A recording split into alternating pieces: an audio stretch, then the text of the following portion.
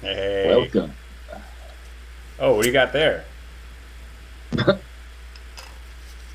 Oh, silver bullet. Very nice. A little classy drink. Yeah. Mm. All right. Well, we're doing a Friday Friday pod. So, edition. from what I understand, you've already got a couple of drinks in your system, huh? Just a few. One, two, three, four. Let me There bring my counter down. Yeah. we go. Yeah. We'll start from Starting scratch. Yeah. You got a starting little. You all got a little square. warm up before the game. You know. Yeah. Getting loose. All right. Well, we are on 11/11. Make a Wish Day. The World Cup is in 9 days. Veterans Day shout out. Uh, 9 days 9 days. away. 9 days. Nine And days hopefully away. there are no more injuries to players I leading know. up to the One World one Cup. more weekend to get through. I think it's insane that they have them playing this weekend. I know. I can't believe it. And I can't. I'm really interested to see how many people actually play or Right? find a If reason. I were a Find player a in the World reason. Cup, I'd be like, man, I'm coming down with like a cough or something. Like I just Oh, want to like, dude. Yeah. Tweak my right calf. Yeah. especially if you're like on a team that's 20 guys deep, like a Man City or something. But you guys will be Yeah. fine without me. Just let me chill, and we'll beat. I forget who they're playing this week, but someone they should smash, even with their second Yeah. string. Like play the fucking young kids and let me get in this World Cup, like Yes. injury free. Let me make it through, man. Please. I know Just, exactly, exactly. Um, um, so yeah, we'll see. But first, today we are going to go through our first half of the groups, Group A to D, and we're kind of yep. going to go a deep dive into both. Um, we We'll have some drinking do some rules. I listed them in the description if you want to see it. Um, we currently have no viewers watching it, so no one is seeing that description. But if a viewer joins, one of the rules is we drink. So we'll see if we get one. Are you about to join? see if 'Cause- we get any viewers. Oh, could we get a secret viewer? I don't Oh, know. who is it? Who Oh, is somebody's live. it? I wonder if I could. Let's see if I could join on my phone. It's only about nothing.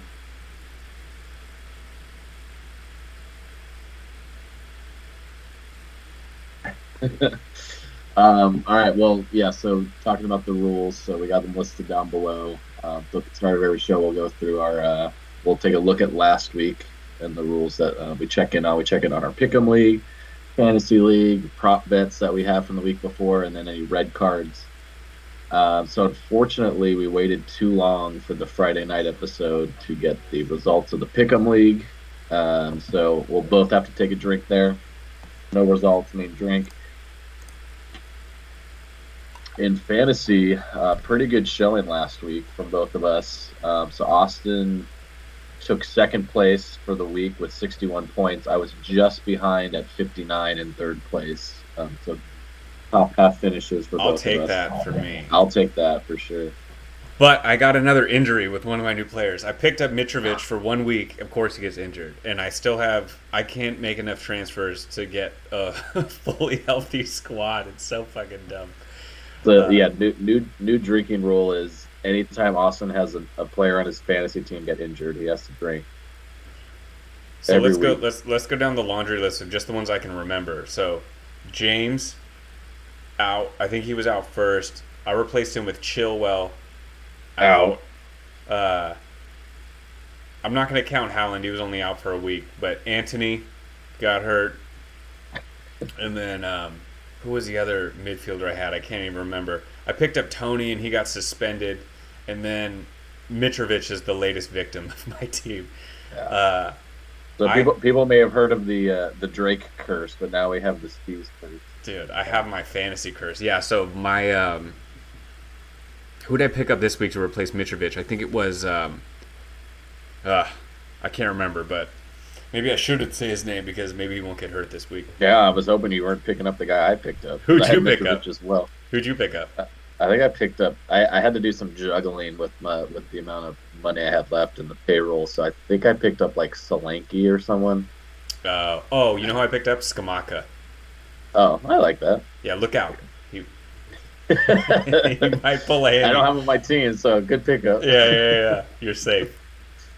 So we have two. As We have two mystery viewers. So two, shout out cheers to mystery you. viewers. Two is Cheers.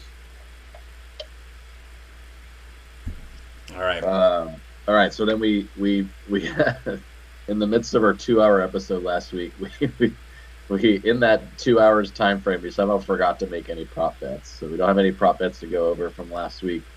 But there were two red cards last week, so two more drinks for us there. We had Cancelo on Man City and then Semedo on Wolves, both first half red cards, which changed the games. What The rest of happened the in way. that? Because I actually didn't watch that game. Um, that's funny you say that because I'm blanking now on the exact incident. I remember watching them both. Yeah. The Cancelo one, I'm getting them mixed up now. Yeah. I'm in Yeah, I'm World not. Cup brain. Yeah, no, I can't even remember now. But though Cancelo was like the 25th minute or something. It was early, and then the Semedo one happened in late injury time in the first half. It was one of those. It's like just get to halftime Yeah. and then gets a red card. Like right before half, like literally the last play before halftime. Wait, one match I want to talk about is the game of the year is Leeds Oh and my God, Bournemouth. That game amazing! was insane. It That was crowd fantastic. was insane. Like the level of intensity in that stadium was next It was level. palpable. It was like, dude, this is a fucking week 14 match against Bournemouth. Like, why? It was just so intense and crazy, and Yeah, the level of play was just, it was so much better because of it. yeah. And The players could feel it. You could see. Tyler It was. Adams was a beast. He was I know. I'm everywhere. stoked Oh for him to my be on the god, World dude, Cup team. it was Yeah, awesome. no, it was just I think I was talking to you about that game. I just thought it was like it was just the epitome of like the perfect Premier League game. Yeah. Like it just kind of had everything. It was exciting, back and forth, comebacks, the fans lighting off fireworks like in the stadium, outside the stadium, people just going nuts, running on the field. It was just it had Well, everything. and you had okay. So I mentioned Adams, so that's an American. So we both got a drink. Right? So you had Adams playing out of his mind, but you also had Marsh. Does he count as an American as a coach? Yeah, All right, drink yeah. again. Drink. Just just so. You know he was just his sphincter was so tight that whole game because Oh my God. he had so much on the line, and Yeah. it's a team they can actually beat. They're at home. They are losing. I feel like they're playing Three hard, but one. they're losing. The Yeah. crowd didn't quite turn on them, but you could tell they were like, There okay, was there was we're some about to. moments in there. Yeah. Yeah, but it wasn't out of hand yet. But it was like about to get out of hand, and Yeah. then Like if it got to the end of the game and they lost 3-1, it was gonna get there. yeah, Yeah. and then they got one back, and then they tied it up, and then they took the lead, and it was just like the roof came off, and it was just so Dude, that sick. oh, yeah, to me that's the goal of the season right now that I've seen. Like in terms of like excitement and like just everything about it. It was just that one. There was the Harry Kane equalizer against Chelsea early in the season. And then there was there was a Liverpool Carvalho had like a last minute winner, but those three goals were like my goals of the season so far. But this one is the top. It was just so awesome. It was a counter attack, Oh, full speed, shoot, goalie takes them out, crowd goes fucking wild. so awesome, so awesome. Yeah, definitely. They weren't the two Yeah. best teams, but it was definitely the most entertaining Oh match of the yeah, year by far. yeah, So fucking that was awesome. awesome. I'm Yeah, so thanks happy for I thanks for watched the shouting full that game match out. too. Yeah, that's the type of full match you want to watch. Yeah, That not that just the one was highlights for sure. that one was awesome. So yeah, that was awesome. Um, Uh, then we had the Arsenal Chelsea game real quick. There was so Arsenal came out on top on Chelsea, only 1-0 though, so it was a pretty close tight match. And then we had the Liverpool Tottenham showdown. Liverpool 2-1 on the road at Tottenham. Obviously, Tottenham is injured right now with Son being Yeah, out, which Tottenham fans really were hurts a booing lot. and shit. I don't understand that. Yeah, It's like, come I on, don't get like that.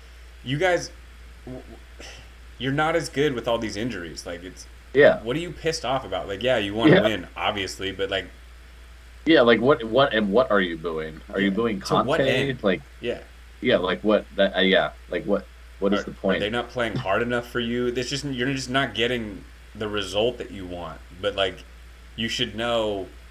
I don't know. It's I feel like it's stupid fans that do that. Like unintelligent, just like I'm not getting my way. I'm gonna throw a temper tantrum. Like, I want to win. Yeah. yeah, it's like nah, this team's better than you at this point in time Hmm. because you're so injured.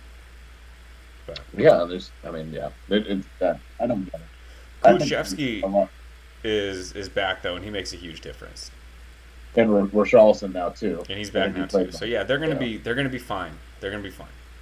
yeah, he played in the was at the Carabao Cup during the week, so he was back playing now. But I would like to um, see them make a move in the January transfer window.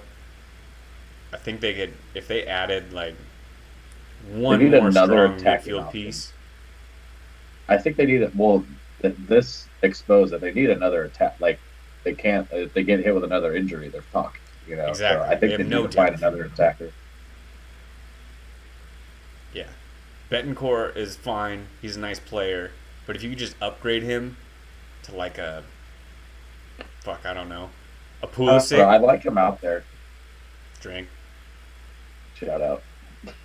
I baited myself on that one. I didn't even I just I just wanted to. You know, like a Pulisic. Oh man. All right. Any other games you want to talk about, or do you want to talk? Let's jump into the World Cup.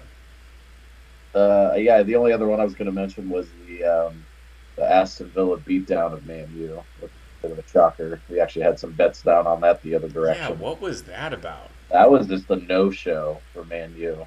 It was just they didn't bring it. They didn't bring anything. I have a feeling this weekend might be a no-show for some teams because of the World Oh Cup. yeah, I was thinking about that a little bit when I was going through the Pickems, and I was like, your default is you just think of the teams as they are, and I was like, I really should be thinking about this differently.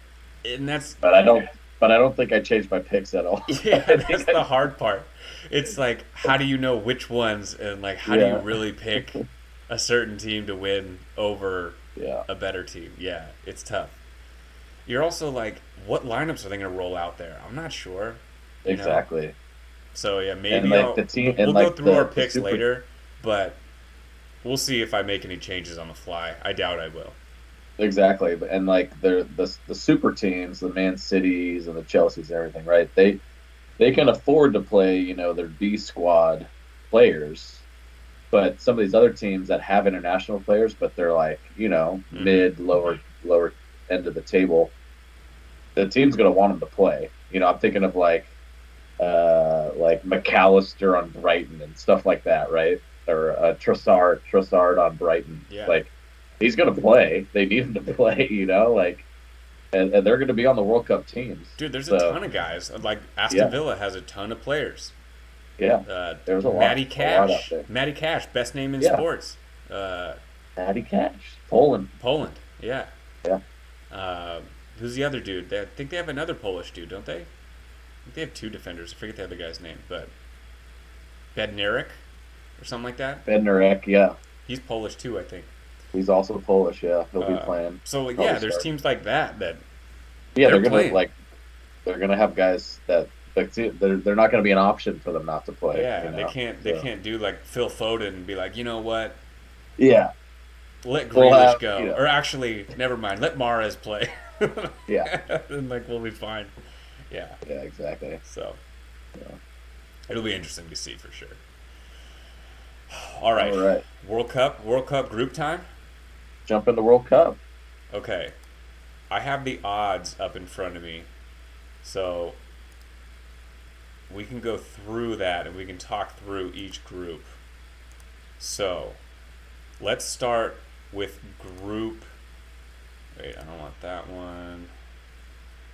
Here we go. Group A. Group Group A. A. We have Ecuador, Netherlands, Qatar, and Senegal. Okay. Now, this group, I feel like with the Sadio Mane injury, let's start there. Let's start with Senegal. If we look at the odds now, post Sadio Mane injury, Yeah. they are to win the group outright. Or let's just say, let's go with this one to advance.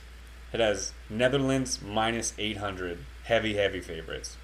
Hmm. Senegal to advance minus 120, and then Ecuador even odds, and then Qatar plus 400. I think we can scratch off Qatar as having any chance of Yeah. even I, winning a game. I So I it's, think so too. I mean, maybe Ecuador, they have some sort of shot, but yeah. yeah, Ecuador's okay. I watched them play against Mexico, and it was a really poor game from both teams. So I wasn't really impressed, but it's not like they're a pushover either. Like they're a legitimate team. They have some good players. I think it was just a bad game for both teams. It was just kind of an awkward game. Senegal, African Cup champs. They Shout out. lost Sadio Mane, easily their best player. They might get a witch doctor to get him to be That healed fast enough, so he made the roster.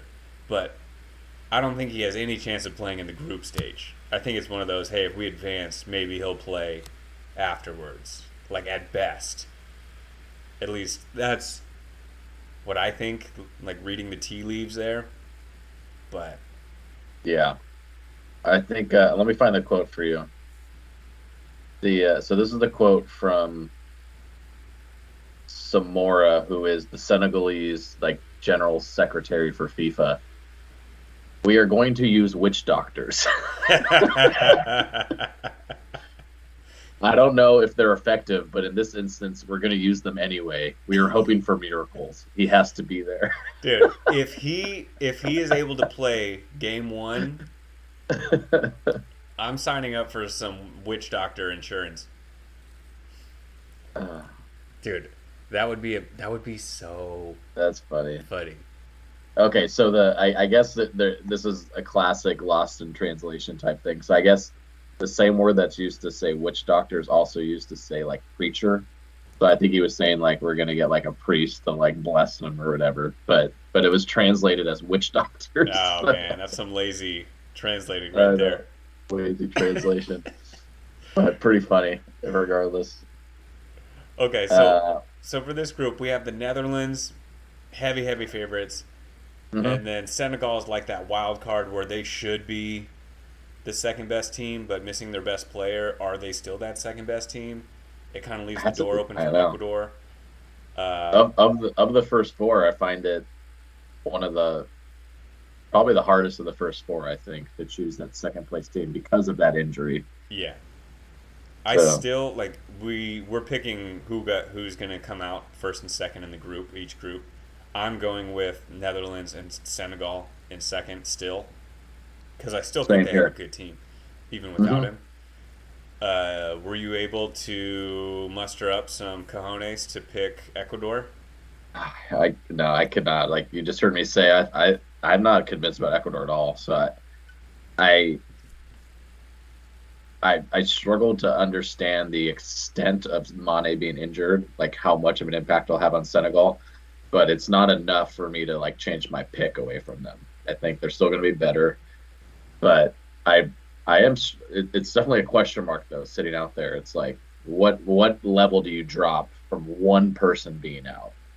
Some teams it can be a lot. It can be a really big game changer. So Yeah, I still went with Senegal, but I definitely put a question mark next to it. yeah. I would have picked with Sadio Mane. I would have picked Senegal to win the group, but Win the without him, group. I Wow. picked them second. Yeah, for sure. I was really high on Senegal. I was looking at their when we were doing our futures for the World Cup. I was looking Hmm. at them as like a long, long shot to make Yeah. it. But now I'm scared off because of that injury. Yeah. Obviously. I think Netherlands is a chronic underperformer. Like they have the skill in general. I'm just talking about over the last, 10, 15 years or so. They've always had the skill and they've always, been in competition to be one of the better teams Well, they or the got best runner up. teams. They got runner up. What, 2 World Cups ago? 2010, Yeah. 2010, yeah. So yeah, they've been in that realm for a while, but I've always felt like they're a classic team of like big names that then somehow fail to perform to a degree. And I finally feel like they have more of a team that's not the big names and more of a team that is going to play hard, going to play together.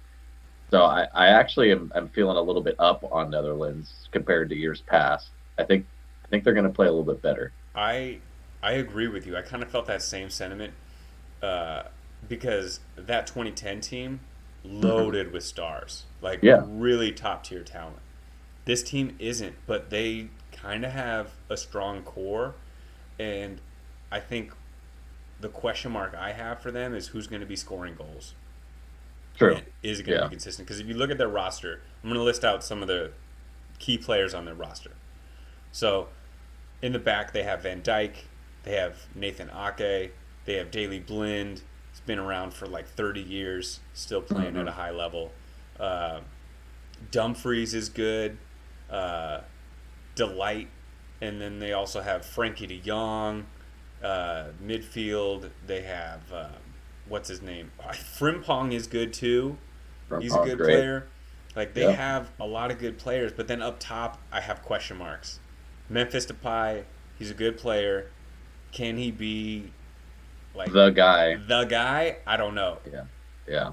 Is he a great player? Absolutely, but I don't know if he could be the guy. And then they have Steven Bergwijn, kind of the same thing. Like Yeah. Can't he well no, we know he can't be the guy, he but can't be the guy, but he like can help the guy. can he get 2 or 3 goals for you? You know, like Yeah. can he throw some offense into the mix? No, yeah, yeah, no. I think he could be a great contributor, but we know he can't be the guy. I mean, so he's Right. I think he's out of that question. So they're But gonna need like their forwards. This is their forwards listed in order: Depay, Bergwijn, Vincent Janssen, Luke De Jong, Noah Lang, and then Weghorst. The last two guys I don't even know. So like, Veghorst. are any Yeah. of those dudes gonna step up and I be think I think consistent I think offense? Veghorst will play. I think he'll be the real striker. I think it'll be like him and Depay up top, and then Bergwijn they'll off to play the side. Bergwijn kind of as like a winger type thing. Unless they maybe they go like a 4-3-3. He's been But having a good season, yeah, so it'll be interesting to see how they go. But like that's where I worry about them is like, can they score enough goals? I think they'll make it out of the group, no problem. But it's that yeah. next level when they start Oh playing. yeah, yeah. Yeah, I No, you're right. I mean that is the concern. If you're gonna have a concern with the team, that's where it is. But I don't know. There's something about the vibe of the team that I feel like they're gonna go through adversity a little bit better than Netherlands teams of the past. So yeah. I'm very comfortable putting them at the lead of the group. Okay, so we both have Netherlands 1, Senegal 2. Yes, we both do. Okay, Really? let's get to the meat of this All right, Group B. Group Okay. B. Right off the top, I want to know who you got coming out in first, who you got coming out in second. Um, I'm sorry, USA, but I got England in first. Turncoat. You're a turncoat. What was his name? Benedict Arnold. Yeah. Uh, and then I Oh got man. USA in a strong second place. USA, strong second place. I have USA coming out on top. The Love Redcoats. it. Redcoats in second. The Let's goddamn go Redcoats. Yankees. Come on. I can't wait to get all my USA gear out So Monday morning. I was looking at it and I naturally was like, oh, okay, England will probably win the group, USA second. And then I was like, what am I doing? I'm not fucking rooting for England. Fuck that. We're gonna beat them. And so USA is gonna win the group. We shock England every time we play them. They crumble every single time, even if they have And this better is the talent. best team we've ever had. So, flipping that, do you think this is the best team England's ever had? No. You don't think so? I think they're I think getting their more team. I think their team's respect than they've great. ever had. I think their team's great, and usually they get under. No, you're right. Usually they get because they're another notorious choker. They usually get, I think, um, underemphasized going into these tournaments. I think they have a great team. I mean, they should beat us, right? They have all the on paper. They have all the best players. But to compare to some of the other those teams of the past, you have like Beckham and Scholes and Lampard and Gerrard. Yeah, Like, I and don't know. I'd and like to see this team beat that team. none of those teams like did anything None of those teams did internationally, anything. which None is of those teams did crazy. anything. Rooney, I know. so Ferdinand, like all those guys, man. dude, Those Neville, teams were, yeah, yeah, crazy. yeah, So yeah, we've beaten those teams. We have beaten those teams with Landon Donovan and chumps. So exactly. We play with heart, baby. we can, and if they We play got we Harry got the Maguire, we got a shot. we have the younger squad. We're gonna have more energy, maybe a little less skill, but more heart. Definitely youthful legs. Yeah. All right, well, okay, so let's get into it. What Vegas thinks that coming out of Group B, England is the heavy favorite, minus 275 to get out of the group, or to win the group outright. To win the Excuse group me, to outright. win the group, Yeah. minus 275. USA to win the group, plus 500. Wales to win the group, plus 500. Tied with Wales. Okay. I think those are both pretty good bets. The plus 500 for USA to come out of the group.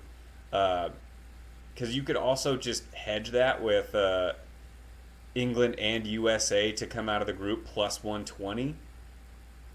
Dude, the just to advance, it's basically even money. It's minus 110 USA to advance. That's even money. I I'm like that. I don't want to jinx anything, but I'm pretty confident England and US are going to be the two teams coming out of this. Like Wales Yeah, is like I like that bet. The minus you could get even money just for the US to get out of the group. And yeah. you parlay that with something else. No, but you could do the group dual forecast and do England and US to get out of the group together plus 120. No order Oh yeah. needed. Like those are Yeah, plus you can odds. mix you can mix this like parlays. I like this, right? So say US to advance, England and US. That gets you a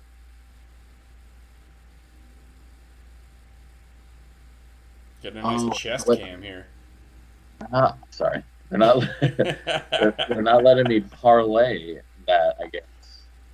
Because I guess it counts as the same game because it's the same group. Well, yeah, but it's got it on here as a group duel. It's basically the same thing. Yeah. No, yeah. I get what you're saying. Yeah. Yeah. But yeah, either way, England's supposed to win. It's pretty much a toss up according to Vegas if USA or Wales gets through. We have a slight edge as far as odds go. Yeah. But Barely. Barely over Wales. But I think there's more of an edge in reality. I think so too. I think so too. Yeah. All right. I want to go into because there was a lot of I don't know if controversy is the right word, but a lot of discussion about both rosters for the U.S. and England. Let's start Mm-hmm. with England because they're the favorite. So the Okay. official roster came out. I'm just going to list them. I'm just going to go through all of it. Goalkeepers, Pickford, Ramsdale, and Pope. Who are you starting? You got to start Pickford. I mean, I he's. would go Pope. I think Pope's better right now, but I think. Well, okay.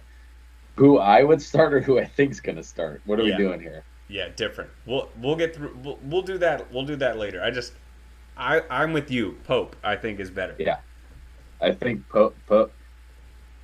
Yeah, Pope's a better goalkeeper. He's a better at saving the ball. Maybe Pickford's better at like, coming out of the box and stuff, or that sort of things. But Pope is the better saver Having a of. great season too. Yeah, Newcastle's doing great. Okay, so here's their defenders: Trippier, Alexander Arnold, Kyle Walker. I thought he was injured. I don't know how injured he is, but he made the squad. I think they expect him to be ready to play that game, the first game. And then Ben White, Harry Maguire, John Stones, Eric Dyer, Connor Cody, and Luke Shaw. Midfielders: Declan Rice, Jude Bellingham, Calvin Phillips, Jordan Henderson, Conor Gallagher, Mason Mount. Okay. Forwards: Harry Kane, Callum Wilson. Love that he made it. No, Marcus no. Rashford, Raheem Sterling, Saka, Foden, Grealish, and Madison. Madison, baby. They were talking like, "Oh, Madison made it! What a shock!" Like blah blah. I was like, "Why wouldn't he make it? Like the dude's Have you good." seen them play? Yeah, I was like, "Why isn't he? Why is this such a talking point?" So I think, I think Southgate dodged some major bullets with all the injuries because it Yeah. enabled him to not make as difficult decisions. Like those He may have defenders, had to leave Alexander Arnold off. Yeah. exactly. Yeah. Chilwell and James, if you have them, like who are you pulling off there? Yeah. Ben Yeah, no, White it makes it probably really Ben tough. White to be fair, but Yeah. if you had to pull off one more, because Cody. it's not If you always would you would about like okay, you wouldn't want to pull Cody off because you want to have force. You want to be able to have four like strong center backs. You wouldn't want to pull White and Cody off, but that's who should come off. If you're yes, looking at the best players. exactly. But like you need, I was surprised Mings didn't get a look. Yeah, I think he's the next one on the list for the center backs there. I think he'd be Yeah, next up. Him and Tarkowski both actually. He was kind of yeah, a mini snub, Tarkowski. but I would take Means over Tarkowski any day. Yeah, for sure. Tarkowski, I've watched enough Palace games to see him fuck up enough times to where I don't trust him. But uh, yeah, so I think it those injuries helped Southgate dodge some heat. So I bet he was kind of relieved in less of a way. So I would say notable people that could have made the team but didn't. Tony, they were talking about Tammy Abraham. Mhm. Ward Prowse was playing well. Jaden Sancho. And then Mings, I mentioned. Who else? Tamori, Jared Tamori was Bowen. I feel like everyone else is next tier. I feel like yeah. I feel like they picked the right squad. Is there anybody you would have added? I'm looking at the injury list. So obviously, the big one, Reece James and Joe Well. Did you mention Smith Rowe? He was kind of in that talk, but exactly like you were saying, he's kind of that tier down. Yeah, I like him though. Um, yeah. Those are really the big names. I think you really hit it. It was mostly Tony. It was like Tony and uh, there's another attacker, Tammy Abraham, Tammy. Yeah, Tony and Tammy. Tony and Tammy. I would have Yeah, preferred Tony. I like Tony. Uh, I really like the way Abraham plays, but he's just not consistent enough. Like like when the way people like play the game when they have like the right type of body that's like fluid and like I don't know, just the way he like goes about his business. I like, but he's not consistent enough. So yeah. I think it's the right call to leave him off. Okay. So before we get to the U.S. squad, which is going to get wild because every time we name a U.S. player, we have to drink. So that one's going to get out of hand. So before we get there, let's try to put in place the English squad. Let's first do what we think it'll be, and then Okay, let's next do what we would do. what we would want. Okay, I Yeah. like that. Okay. I get So I that. think we can pretty much agree that Harry Kane is going to be up top. Yes, Harry Kane's gonna be up top. And then we can adjust this formation if we want. But Okay, let's put Kane up there yeah. first. So we're doing what we think it's gonna be, right? Yeah. I don't So I personally think just this is my own thing, and I think it's gonna be like it'll be like a 3-1. I think it'll be like a 3-1-4-2. Oh no, almost like I think it'll be like a 3-1-3-3 almost. let's Wait, no, get that the doesn't players work. in there and then we'll move the Yeah. formation Okay. if we need to. So Yeah. I think Kane's So gonna be there. I think Sterling's gonna start. I think Sterling, and that's where I was getting a little confused with the formation we have, but The ones I think are going to play, I think it's going to be Saka, Sterling, and Kane. And I really think they need to find a way to play Foden, but I don't know where he's going to go in this formation. But maybe you play him as one of those three in the middle. Do you think Mount's in there? Yeah, I think they play Mount. And then no Foden? Well, Rice is going to be one of the bottom. You think Rice is going to start for sure? Yeah, Rice is for sure starting. You don't think so? They love their like defensive holding Do you think midfielders. Henderson start? He's been. I don't know Yeah, what's up with Henderson. I don't think Henderson plays. He's like on his I way think out. it's I think this is a little misleading here, but I think it's going to be an inverted triangle. So I think Rice will be at the bottom of the inverted triangle. I think it's going to be Mount and Bellingham.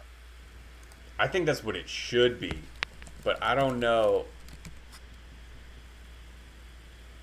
Let's put Bellingham up there. I don't think Henderson just came back from injury, right? I don't think he's been playing enough. In the back, I think this is where it gets fun. Where do you think they're going to go in the back?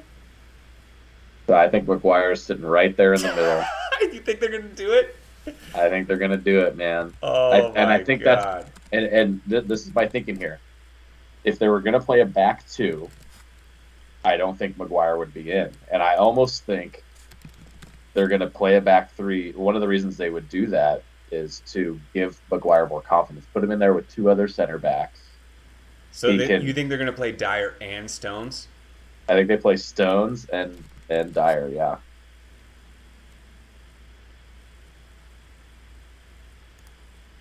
Okay, let's put Dyer there too.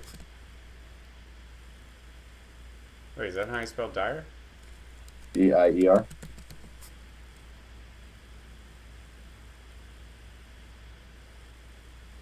Help me out. How do you Dyer? Dier. Oh, there, it didn't pop up the first time. That was weird. And He's a then 79. do you think they play Luke Shaw? But they got to play. See, we're losing the backs here. They're gonna play Luke Shaw, I think. I think they're going. Yeah, I think you're right. I think that's So what they're going to do, and I Shaw, don't think it's what they should do. agreed. But they're gonna play Shaw, and they're probably gonna play. Um, Do you think they play Alexander Arnold instead of Saka? that's I think you have to have Saka out there. that'll be If that's the interesting. case, then I think Mount's out. Saka has to play. They're going to play Saka. Okay, so let's rearrange this formation then. I feel like they're gonna go super defensive and play like a right back. So maybe they lose Bellingham for Saka? Or you think it's gonna be like this?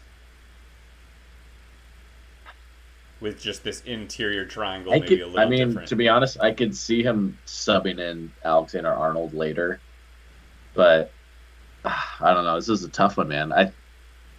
I mean, so between those three, who do you think is going to be the odd man out? Saka, Bellingham, Alexander Arnold.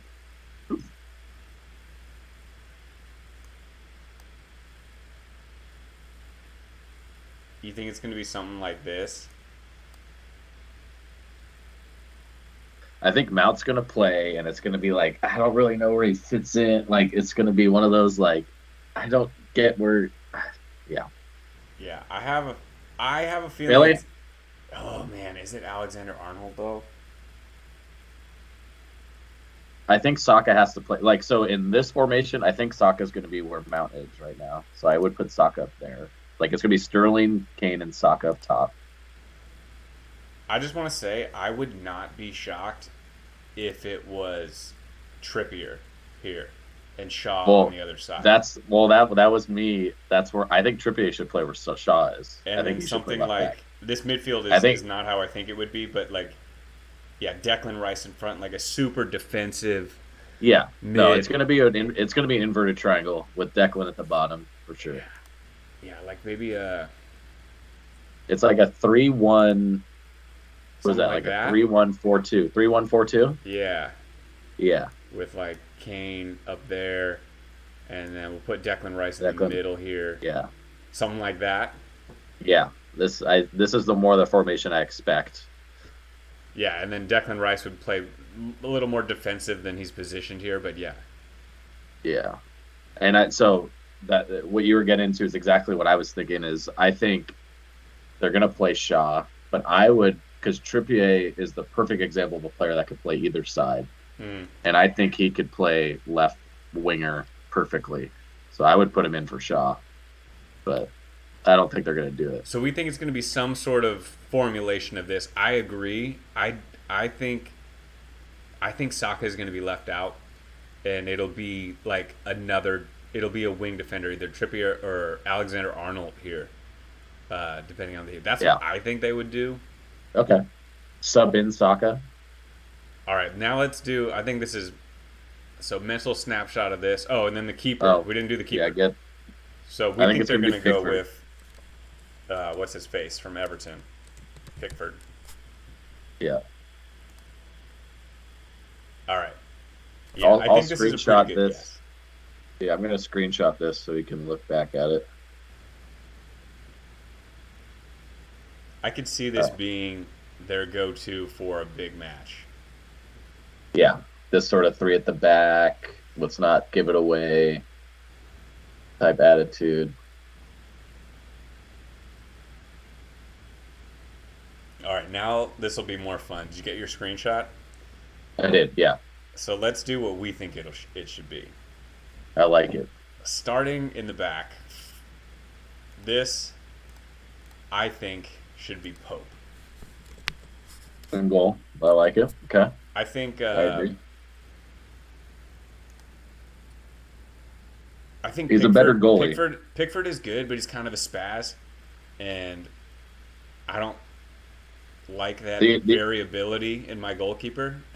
I agree. The only I guess positive there is he's been there before. Like he was the goalie through going to the quarterfinal, going to the Yeah. final in the Euros. No, he's not bad. He's not bad. Yeah, But Pope's been having a good year. I'd like to. I would put him back there. You know how I feel yeah, about Harry Maguire. Can yeah. Get him out. you I agree with would me? probably. Get him out of there. Yeah, I agree Yeah, 100%.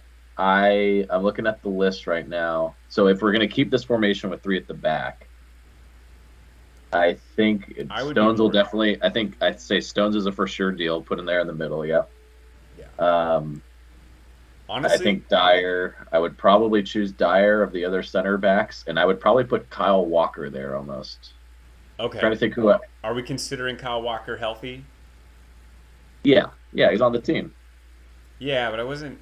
See, I didn't even consider him for this position. That they like Kyle Walker. I could see them putting him in there if he's healthy. Yeah, I could see Kyle. No, you're right. I could see Kyle Walker there, but I think Saka is going to play, so I think I would take out Mount or Bellingham. Like I think Saka would play in terms of what they're going to do.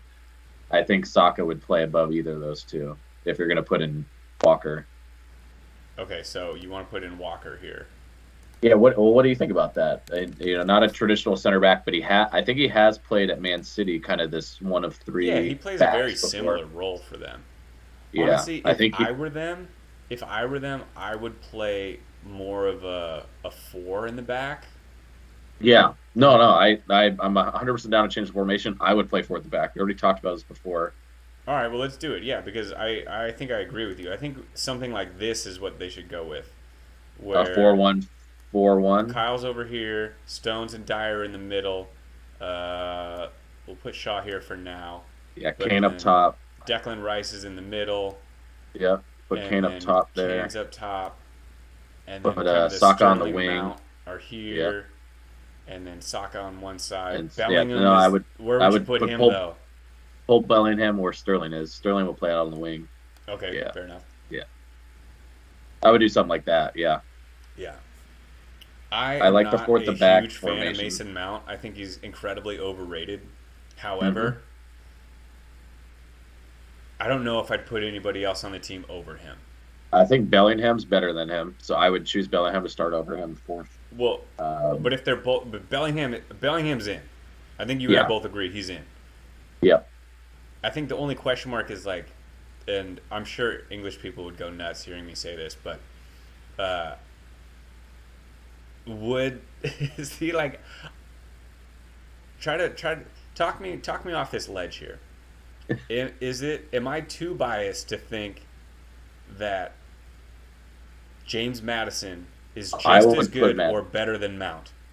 I would put Madison there in a heartbeat. I Okay, think so I'm not Matt's. crazy.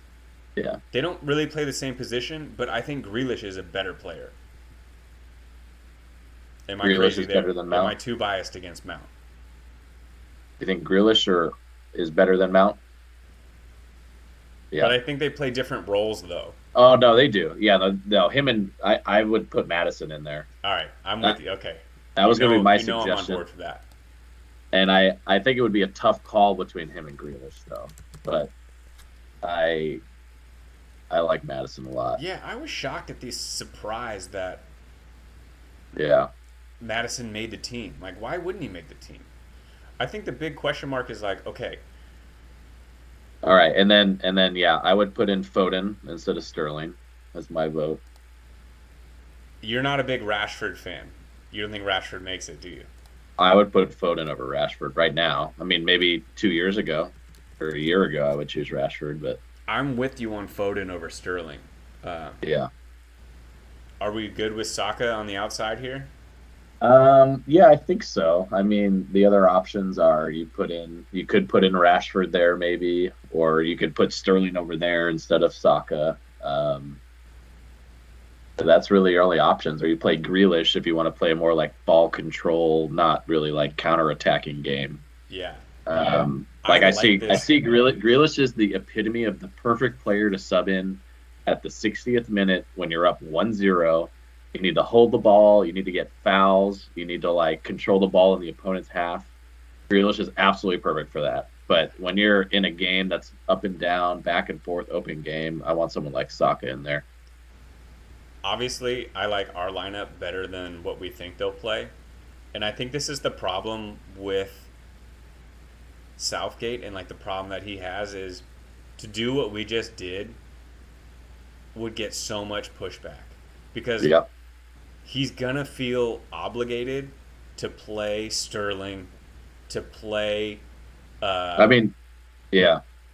to play. So sorry, I feel like we didn't finish this though. I know what you're saying, but I think Trippier should be in for Shaw. Oh yeah. Oh sorry. Yeah, yeah, yeah. I did. We Yeah. kind of glossed over that. I'm with you on that. Yeah. I think he can play left back. But yeah, getting back to your point, I think you're 100% right. I think this is way too dramatic of changes, way too much, media pushback for anything like this to This happen. is But I too think, new for them. yeah, Yeah, and I think that's gonna hurt them to not be flexible. We'll see. Maybe he'll surprise us, but yeah, I think this team is much more dynamic. I like this team. I think, and if Reece James was there, he would 100% be in over Kyle Walker. Oh yeah, I still might choose Trippier over Chilwell. I think. I'm I with think you on that.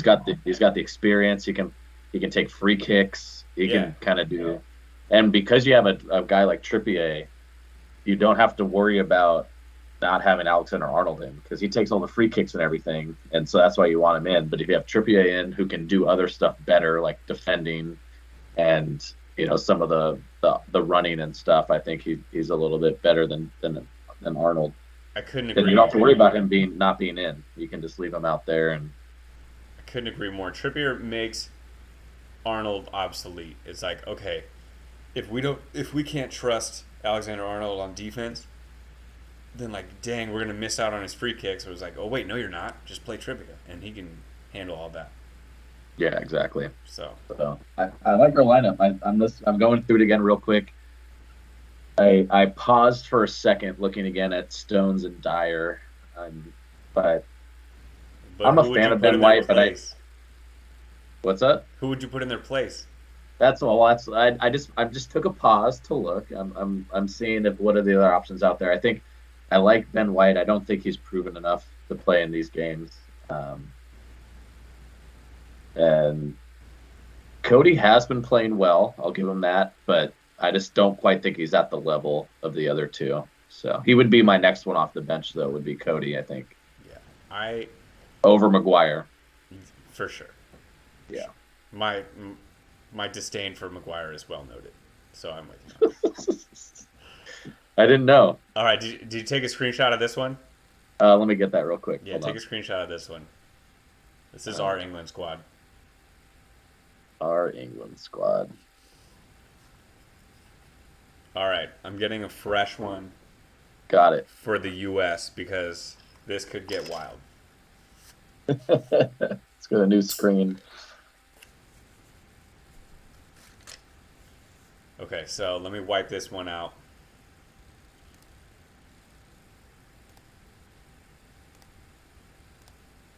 While I do that, let's go back.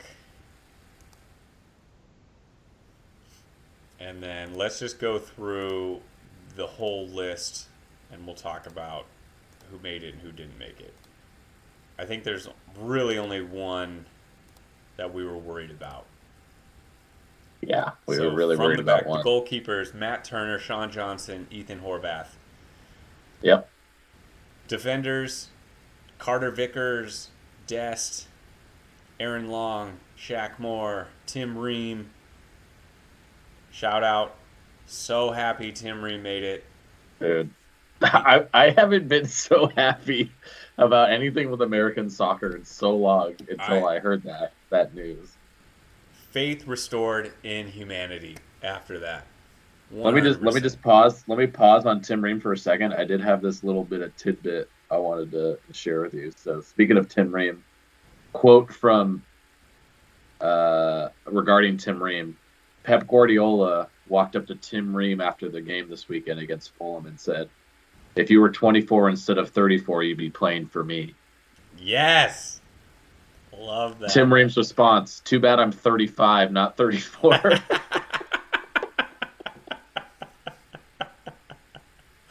Oh man. Dude. I mean, yeah, he really hurts our average age. Yeah, he does. He's But I will dragging say, it like, up. that's the other thing about him is we actually have an adult in the locker room now, Yeah. where it's like we need that. You need a mix. You can't all have 20-year-olds. Like, it's gonna be helpful. It's not gonna hurt. Oh no, I think it's one of those picks that's great in multiple ways. So Like he wasn't on the not team for not a just the long play. time, and our dumbass coach was quoted as saying, "We want to play a high line, and Tim Ream doesn't fit playing a high line." Thank God he came to his senses and made the right choice to put him on the team because the dude is captaining a top table team in the best league in the world. Yeah, So, come on, man. come on. Come on. It's All right, finishing out the defenders, we have Anthony Robinson, teammate. Another reason he should be on the team because they have chemistry together. Jedi baby. Yep. Joe Scally, Yedlin, also feels like he's been there forever, and then Yep. Walker Zimmerman, who gives me anxiety every time I see him play. I think he Midfielder, was one. I think he was one of the. I think he would have been the expected fill-in if Ream wasn't there. a It would hundred be the- percent, and that's why Yeah. like I think I just adding Ream to the roster like gave me like 2 years back in my life. Yeah. Midfielders, we got Brendan Aronson, Love him. Acosta, Tyler Adams, Love him. Luca De La Torre, Weston McKinney. Love him. I can never say this name right. Yunus Musa, Christian Got it. Roldan, and then up top, Jesus Ferreira, Jordan Morris, Christian Pulisic, Gio Reyna, Sargent. I was surprised about Sargent, Timothy I Weah, know. and Haji Wright. The coach. I heard him talk briefly about Sargent. He really liked that he plays in England. He's like, I think he's got the physicality. Well, yeah, he should. So, and he's not a bad player. He's not going to start No, for us, but he's good to that have. yeah, good backup on the bench. All right, so we just got 26 names. So I'm jumping you up and me up. Okay.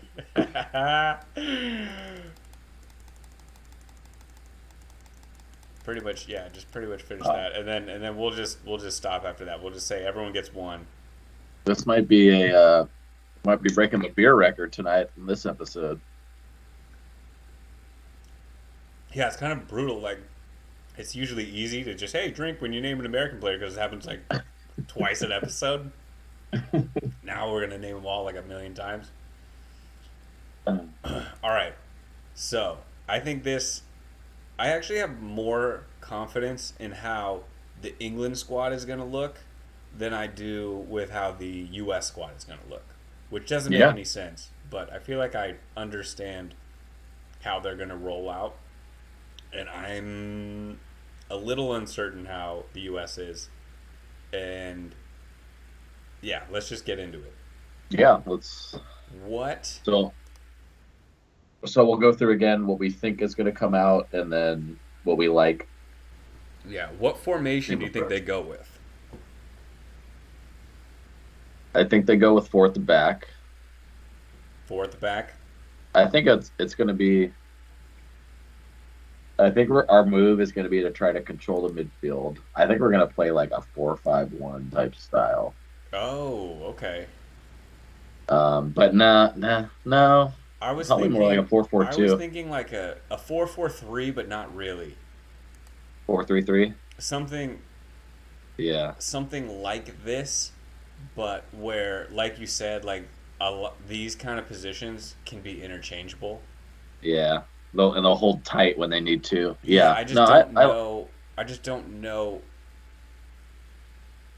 I think it's a good place to start. I would start with this. I think Or maybe it's something because like I think this. we both agree we think there's going to be four at the back. I mean, I don't really like the way that one looks, but um, maybe a 4-3-3. Yeah, All right, let's leave this for now, and then we can move it. yeah, I like that. Okay. All right, so who do you think they're gonna have in goal? Well, we already know Turner's going to be in goal. He's going to be the starter. Um, yeah, I mean, doesn't get a lot of game time, but he showed well in the past. So Okay, and then in the back, if he made the team, he's making the fucking starting lineup, right? he's got to. Yeah. How the fuck is he a 69 FIFA. Don't do him like 69? that. Damn. Get the fuck out of here. Damn, What? that hurts. No, he's gonna play on the left side, I think. Yeah, he'll You put him think he'll over be there on on the this one? left. Okay. Yeah, because so I think it's for sure gonna be him and Robinson on the left. They have the partnership at Fulham already playing together. That just makes too much sense. I It hope makes that I hope that that is what happens. yeah. Yeah, I Okay. like that. And then, do you think it's going to be Zimmerman? I struggle with this one, man, but I personally think it should be Skelly, but I agree with you, but I have a weird feeling that it's going to be Zimmerman. I think it'll be Zimmerman. And I hate that it's going to be Zimmerman. I feel like he's such a liability. Okay, and then And it's got to be then Dest, right? it's gotta be Dest, right? It would be. I was thinking the same thing. It's got to be Dest. Yeah. It's got to be Dest. If it's He hasn't not, been I'm going playing to cry. much, but Okay. yeah. So yeah, this is a little different than I would have it, but I think Tyler Adams is definitely in the middle. Oh, for sure. Tyler Adams, yeah. Yeah, I think we're gonna need to rearrange the What formation, do you but think? More like a four, like a diamond, like a 4-4-2? What do you yeah, imagine? Yeah. yeah, maybe something like that. Um, yeah. So all right, yeah. So I agree with Adams 100%. I guess would you put McKinney in the midfield? Where would you put McKinney? See, There? that's the thing is like, I prefer him kind of closer to goal. But I'd put Aronson ahead of him though. Like so I would put Aronson up top with Pulisic. Yeah, let's start with what we know, Yeah. and then you think Aronson up here. Well, I think Aronson needs to play. I think Reina also needs to play. So this is a struggle, but I that's where I'm almost wondering, like, just in my mind, like players, it's almost more like a 4-5-1, Well, but remember, this with is what we think it's going to be, not what okay. we want. Well, I think Harrison will play. I think Pulisic will play. I think Adams will play. I think those maybe not the right formation, but the right Yeah, and players. then McKinney is for sure in there. McKinney has to play, yeah. So let's put him there. Do you think Weah is going to start? I think he should. I agree. I think he should. I'm terrified that he won't. I'll show you what I think might happen. Let's just put Weah in for now, Okay. and then on the right side,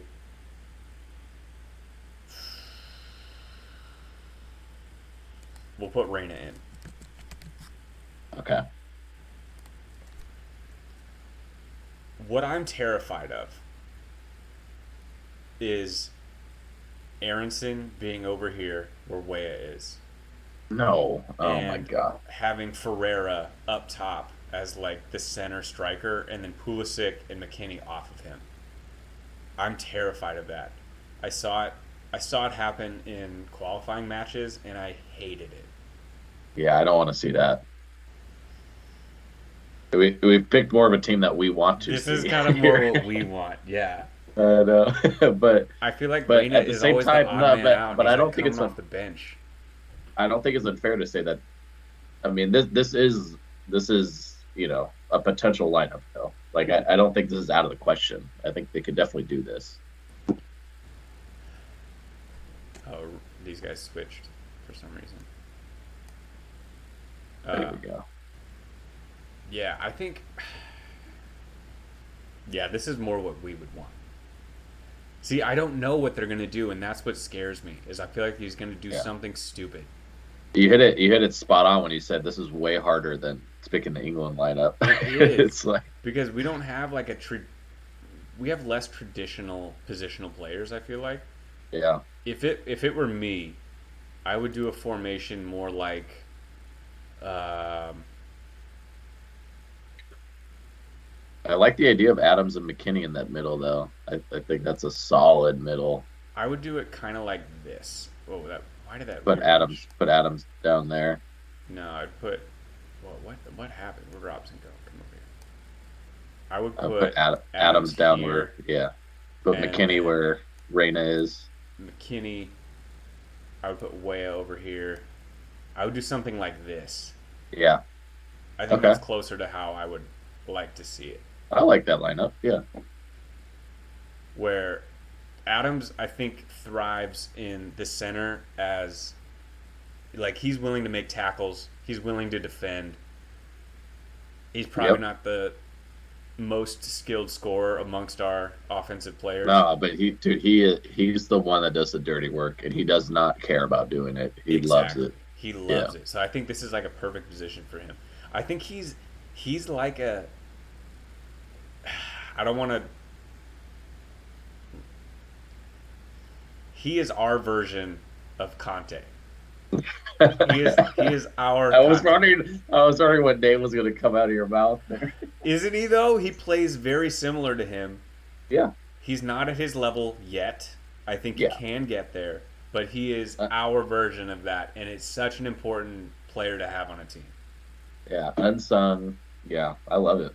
I think he's one of the players that's like I forget watching. I was watching some documentary or whatever, and they were talking about how um, just the idea that there's always when you go into a game, there's always one player that's the first person down on the list, like the first name on the team sheet, right? And I feel like he's in contention to be one of those guys. It's like he's playing for sure, and it's like a done deal, and you go on to the next guy. He's up there, like he's Oh yeah. I mean, yeah, like he if I were to rank those players, for me, yeah it would be Pulisic, McKinney, and then it would be him. yeah. I think he would. That's what I was thinking. Like he's top three on that list of like who's on the team sheet first. Which name?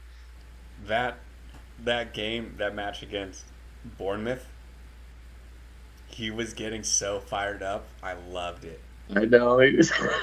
Some guy like they had some coming together or whatever. I can't remember which guy it was. Solanke maybe.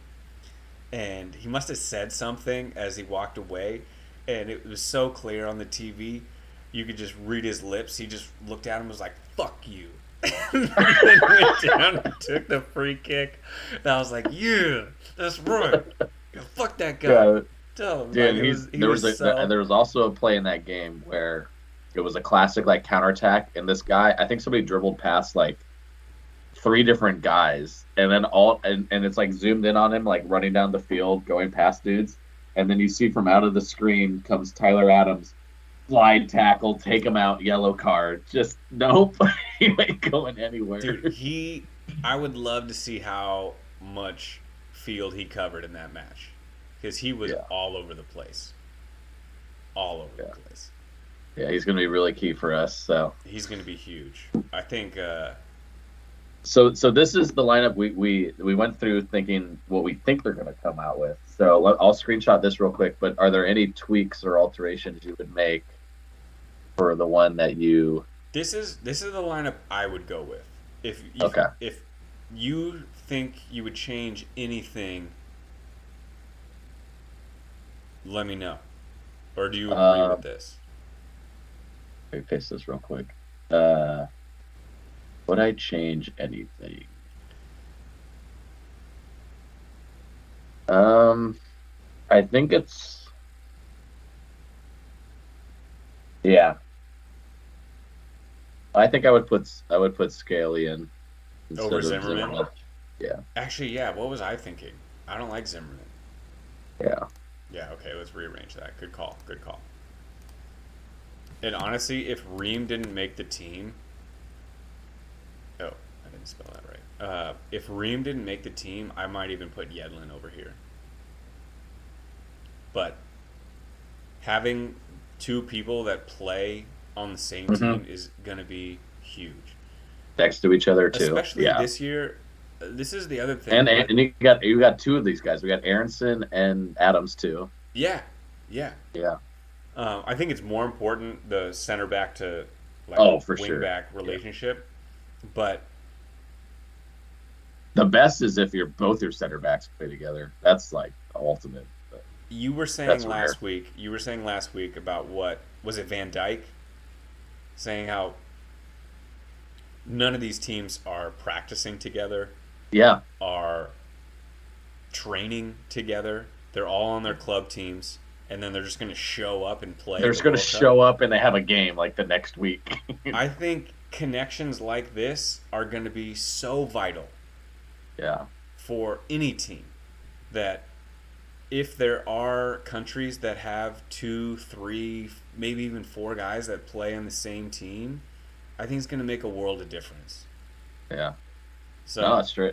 I think it was, yeah. We talked about it last week. That was really, I think, a really good viewpoint that he shared. And I think it opens the door for more upsets, even though we didn't pick any in our pool per yeah, se. we've But only gotten through two groups and we don't have any. yeah. Yeah. Yeah. But All right, I like this squad though. This squad makes yeah. me have confidence. I All right. I'll have a screenshot. feeling. So, I have a feeling that Wea won't start. I think he'll come off the bench, You're probably right. and I'm going to be sad about it because I think he's really good. I think he's got a ton of potential, and he's not in a position to like just let him go out there and make plays. I feel like that's what he can do. So, we'll see what happens. But yeah, did you get a screenshot of this one I with did, yeah. Scally So back I there? got what we think and what we want both for England and USA. So it'll be really awesome to go back Yeah, when, yeah. If this lineup ever rolls out there, let's see how they do. yeah.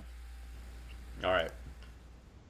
So that was Group B. I think Group we B. pretty much went through everything there. Yeah. Um, the only call outs, our threat, I think we can say with certainty that Iran isn't going to get out of the group. Um, I think the threat that we have is Wales. I think that's pretty obvious. Yeah. Yeah, I think Wales so. has some quality players. Got It's some got talent, yeah. MLS, Gareth Bale.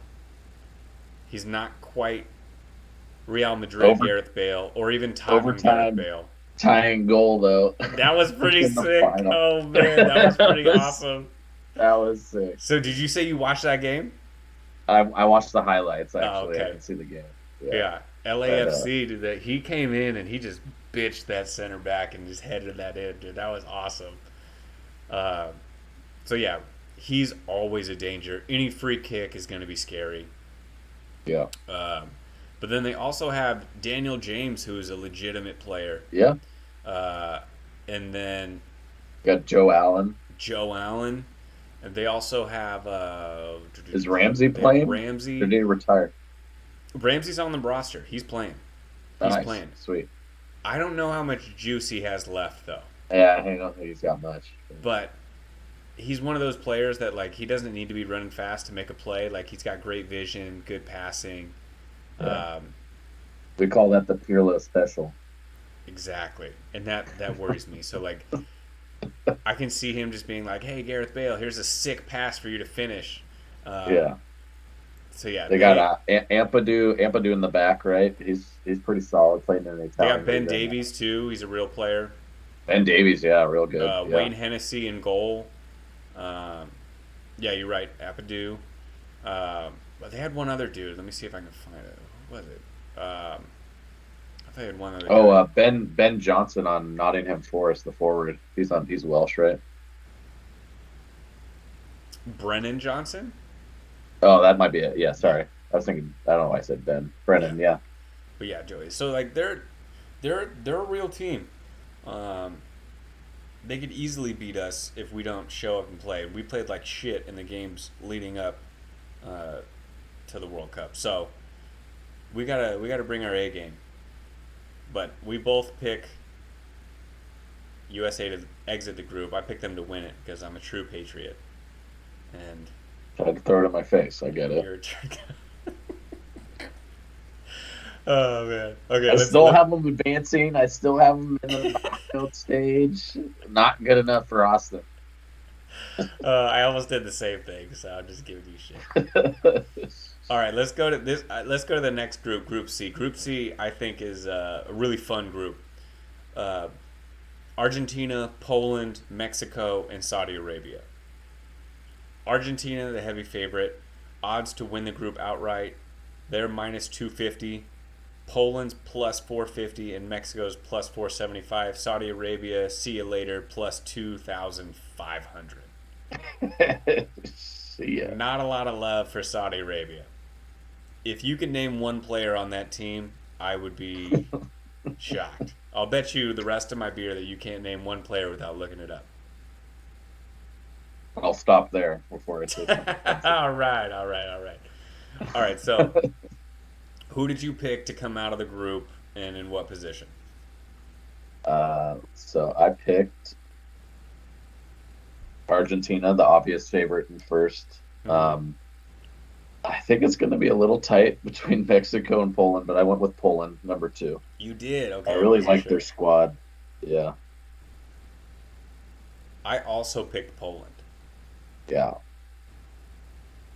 They got some players, man. I don't know I if you've seen wanted their to pick lineup. Mexico. They've got some players. Yeah, they do. They got some real players too, and you know they got. Uh, oh my God, slipped my mind. Uh, Lewandowski. Lewandowski up top, All right, and got a drink. God damn it, I knew it because you did that last time, and I didn't say his name, and this time I was like, yeah, okay. So he is always a threat. You know he's going to score. He dragged Yeah, that shitty Barcelona team to tie and to keep the them edge. alive. Yeah, getting back into it. Yeah. So They got he's gonna Chesney in goal. yeah. And Mexico's good, but like I told you USA looked bad leading up. Mexico looked just as bad, maybe worse. And USA, yeah. I mean, Mexico looks pretty bad, I man. want So CONCACAF to show out because I think the US, Mexico, and Canada both are three teams that should or that have the talent to get out of the group stage. I don't think they're Yeah. favored, but I think they all three have the ability to do so if they're playing their best. And I just haven't seen Mexico play their best lately, so I didn't have confidence picking them. Uh, but Yeah. No, I wouldn't pick them either. I was going through. I mean, for me, it was I was just going through Poland's lineup of like, oh, what I think it would be, and their defense is fucking great. Like who they have to put in at defense, I think is really good. and we mentioned those Obviously, two guys guys. that play together on Aston Villa. That's another connection that's helpful. Yeah, yeah, yeah. So that Argentina team I think is fun because it's really deep, Oh my God, the Argentina team is insane, man. especially so just up top they have Messi, Di Maria, Martinez, Alvarez, Dybala, Nicolas Gonzalez. Who's that? I'm not sure who he is. He's on Fiorentina in Italy. Okay, and then they have Correa. Yeah, man, their team is just Who's absolutely stacked. okay? This is a fun one. Who's starting on that? Just like up top. Say you pick three of those guys. I think it's Lautaro Martinez, it's Messi, and I think, oh my God, that third one. So I think those two are for sure. And I think it'll come down to either Dybala or Alvarez. Di Maria is not even a consideration. No, he's kind of coming back from injury. I think he played the last Juventus game, but he's still like, I think he hasn't been playing a lot, and he'll be off the bench, I think. Yeah, yeah. But he's the type of guy that could come in and change a game, though. You give him 30 minutes, He's got and that like, world class quality. yeah, he Yeah, could change a game. for sure. Um, how far do you think Argentina is going to go? Because I am uncertain about this Argentina team. Uh, I've Dude, been I more think they're confident in so, past teams, and they never seem to do as well or play the guys I want them to play. Um, I think they're so talented, man. they're Like, so I deep. think, wait, what? Okay, if we jump over real quick to look at the odds outright, see where they stand. Oh, to So win the whole they're thing? at, yeah, so they're second only to Brazil right now in the They're odds. second right now Yeah, with those plus France 550 injuries. out, plus 550 outright. France is at plus 650. Wow, that changed a lot since last time we looked. They are, you're right, plus 550. I think they deserve to be there. Like they have the talent, the skill. I kind of have the feeling with them this year compared to years past as well. Like I was saying about Netherlands, like where they have all these stars and these names on the team, but it seems like a team that like just cares and fights more. Like it's like they all know it's Messi's last chance, and they want to be one of the guys that be like, we were able to get Messi over the top, you know. And there's like so much to play for, and they seem to care so much. You could see it whatever that was like 2 years ago when they won the Copa, Mm-hmm. and Mm-hmm. it meant so much. And I just think they're kind of still riding that high from that of like when we play together as a team and try hard, we can beat anybody. We can beat Brazil, favorite. We can do it. And I don't know. I have faith. You might have some questions, but I'm comfortable with them being one of the top favorites. I think they're going to put it together this year. But I think the way I'm not 100% sure, but I think the way the seedings stand up or match up, I think they would end up playing Brazil before. Say they both made it through. I think they would play in the semi. Like Yeah. they're going to have to get through Brazil. I think the way things line up. That's the match that I want to see. That South Yeah. American clash. So they might not, whoever, if that happens, I don't know for sure, but I think that's the way the brackets line up is they're going to have to end up playing Brazil before the final if they make it that far. So that could be, one of the games of the century. Yeah, that's crazy. So yeah, they're plus 550. Last time we checked, uh, I can't remember the exact odds, but they were fourth, I think. So they've jumped up. So there must be money getting put on Argentina because last time we checked, which was maybe a few weeks ago, it was Brazil, then France, then England three. and then Argentina. And when we put in our bet for Portugal, that's when it was. So maybe it was like a month or 2 months ago.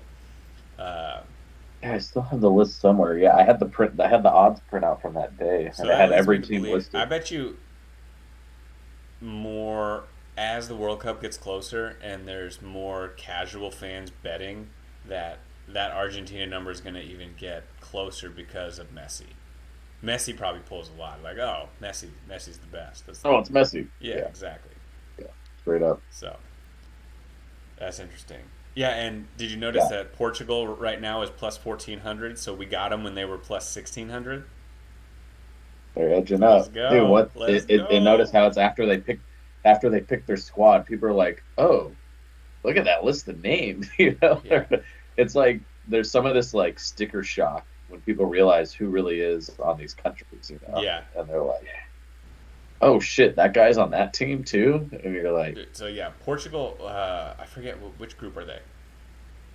I think they're later in the Yeah, we're not going to do yeah them today. They're in Group Group H. H, the last group. Um, Yeah, Another thing that I noticed while looking at the odds, so Belgium has actually gone down as far as odds to win. They're now at plus 1600. They, I think, have a chance of winning. I wouldn't they have a make chance, them favorite. and that would not be something I'd be upset putting money on. A small bet on, They but got third in the last World Cup. they did. Could have I easily think won. I think this is a byproduct of the Lukaku injuries. Like he's such the attacking force that they need and rely on. Well, is he for Uh, sure out the whole time? no, no, no. I think he might play, but he hasn't been playing, right? So I think there's an expectation that he's going to be rusty. He's going to come in, Yeah. And out of shape, we'll do a probably out deep of dive game into shape. them, but like, and how fat is Hazard? Like, Oh, is he gonna come in shape to the World Cup or? I think his brother plays way before him. I think his brother starts, and I think he comes off the bench. Oh man, it's so disappointing to see him and be like, I man, he used to know. be so good.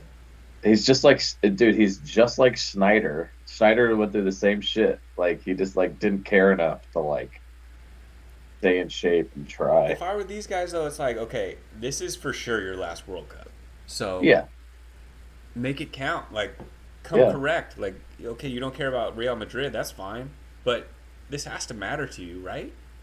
yeah. I don't know. This is why it's so awesome. Like this isn't anything to do with fucking money. Like this is about you caring about what matters to you. And that's why I love the World Cup so much. Yeah, It's in your like country. the greatest honor you could ever have in your life. And these guys that usually we think of as like divas and stars, like most of them like turn into these normal people that are patriots. Like they're Yeah, playing for the country. They don't care about like even Ronaldo, right? Like he doesn't care about like him getting the accolades. It's like I want Portugal to win, yeah, and it's like it's awesome. That's why I love the World Cup so much. I love international so much for that sort of different perspective. yeah. It's just It's finally in a world of individual glory.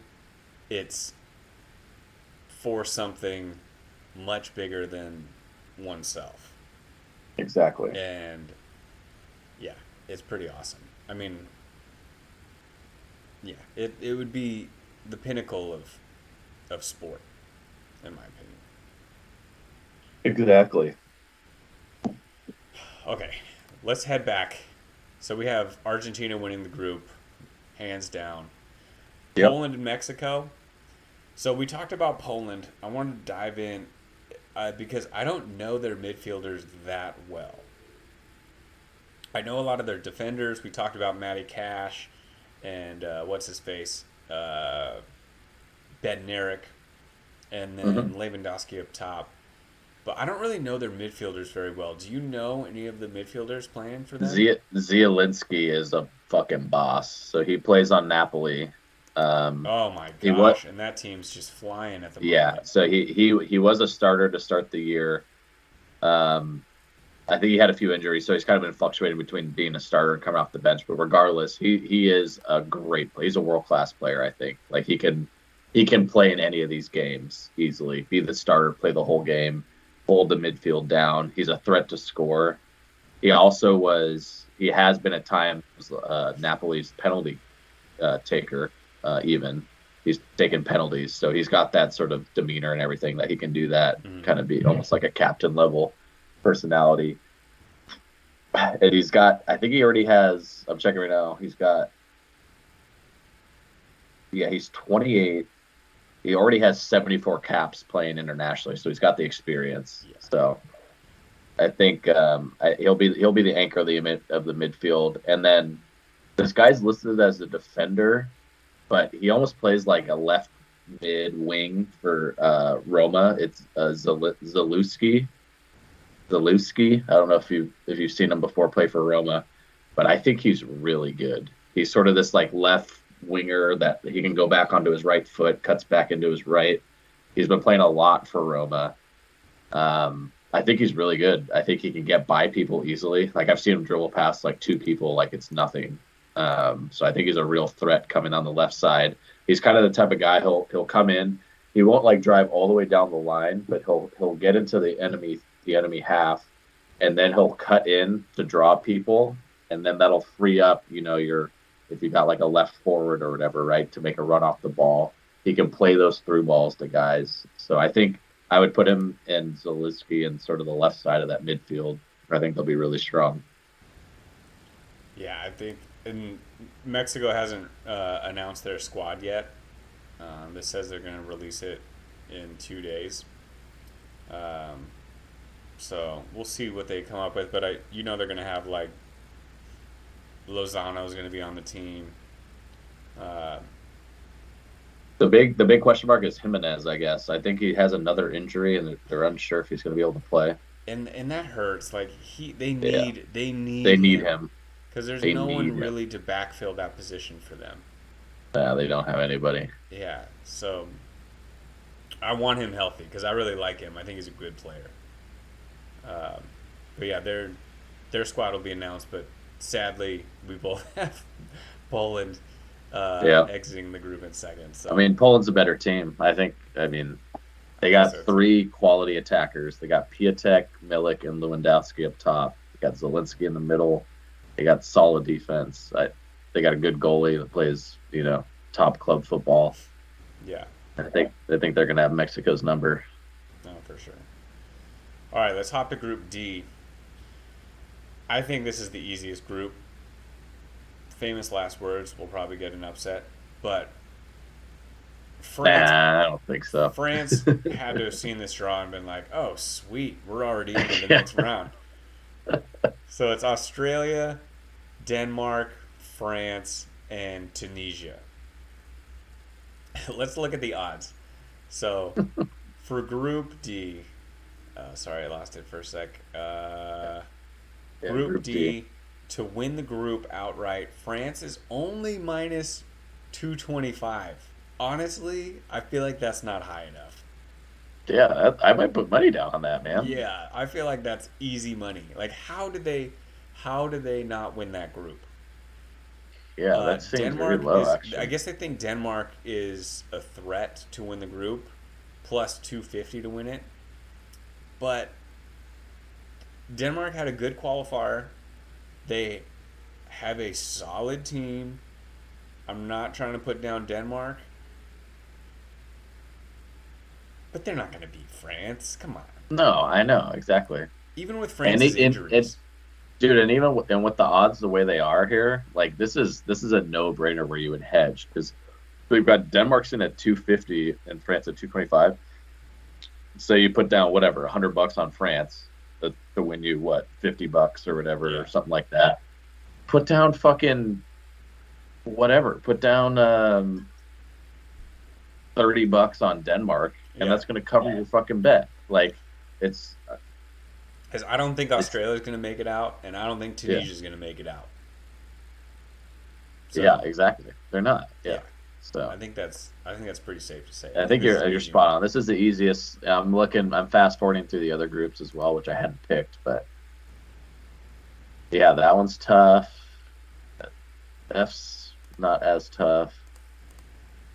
Yeah, I think Group E is pretty easy to pick too, but Yeah, this is up there as one of the easiest groups, I think. Yeah, and I think the only thing to really talk about is France because they are a true World Cup title contender. Hmm. I think the only thing holding them back is injury right now. No Conte, no Pogba, maybe Varane. Is he going to be available? I think they're No hopeful on Conte, that. no Pogba. Varane, no, Varane is supposed to be back.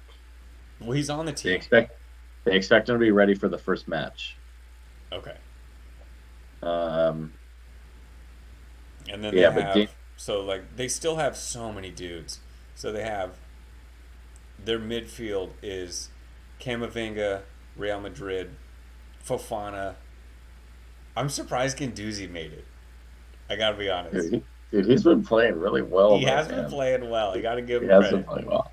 Rabiot, I give him props for making the team, and he's only 23 or something. yeah, he's still super young. And he looks like he should be in IT. I don't know. He does not look like a professional athlete. But and Rabiot, who I think is criminally overrated, but Yeah, is I, still I a agree. solid player. But up top they Yeah, have Benzema, Coman, Dembele. I think he's trash. Giroud, happy Giroud made it. Antoine Griezmann and then Mbappe, like, dude, and then my boy what? Nkunku? Nkunku made it, dude. He did make it. He did make it. Dude, so happy. He's my favorite guy that made a team that deserved it. I think he's so fucking good. He might Dude, not play a single that's what fucking I was gonna minute, say. That's what I was gonna say. Is he but gonna I get think any he's time? so good. And Nah, he's good for still him young, then. man. He's still like, damn, do you know that Giroud is 36? Yes, Damn. he's I old. thought maybe like 34 or something. That's what I was saying. Those central attacking forwards that just are always in the right position. Yeah. They age well in soccer because they don't need to be. Like a fine wine. He's not running too much. You know, he's just in the right spot and just heading stuff in and finishing. You know, 114 caps for him. yeah, I'm happy to see him on the team. So definitely, definitely last World Cup for him. Maybe last World Cup for Benzema. Maybe. What's he Yeah, I at? think so. Yeah, he's 34. 34. Yeah, he's not that much Yeah, younger. So yeah, yeah. probably his last one. So Probably the last one for Lloris, 35. yeah, I think so. I think Yeah. so. I mean, he might be like a maybe an He might honorary make the backup. squad farewell tour next time, yeah. Yeah, yeah, I could see that. Um, do you think he starts this one? Yeah, I think so. You think so? Yeah, no, he's the out of those three goalies, he's People the have been best. shit talking him this year, man. In- But he's still better than Mandanda, and everyone's better than Areola. So Get bodied. Mandanda's 37. I didn't realize that he's even older than Yoris. So he's for sure. Holy It's for shit, sure I didn't know that. Yoris. Yeah, 100%. dude. Blake was talking shit on Lloris, like, and Jamie Carragher. I was listening to him, and he was talking about how it's like, if Tottenham wants to get to the next level, they need a next level goalkeeper.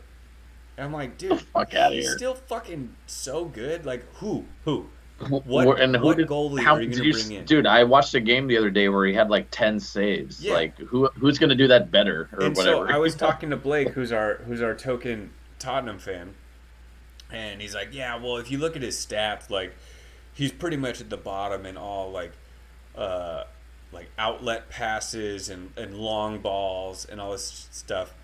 And I'm like, yeah, but what about making saves? And It's he's like, oh fucking yeah, he's great. good at that. I'm like, call me crazy, but I like a goalie that gives me saves. Like, I don't give a fuck if he's getting assists and like outlet passes. Like, that's what the rest of my team is for. Like, just save the shots. So Yeah. yeah, I I I really want to do. I don't know if we have time this episode, but it would be fun to do a France lineup run through as well.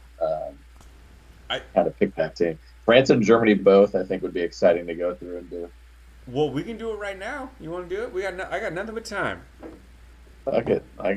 Let me go get my fourth beer. Okay. I see. I don't.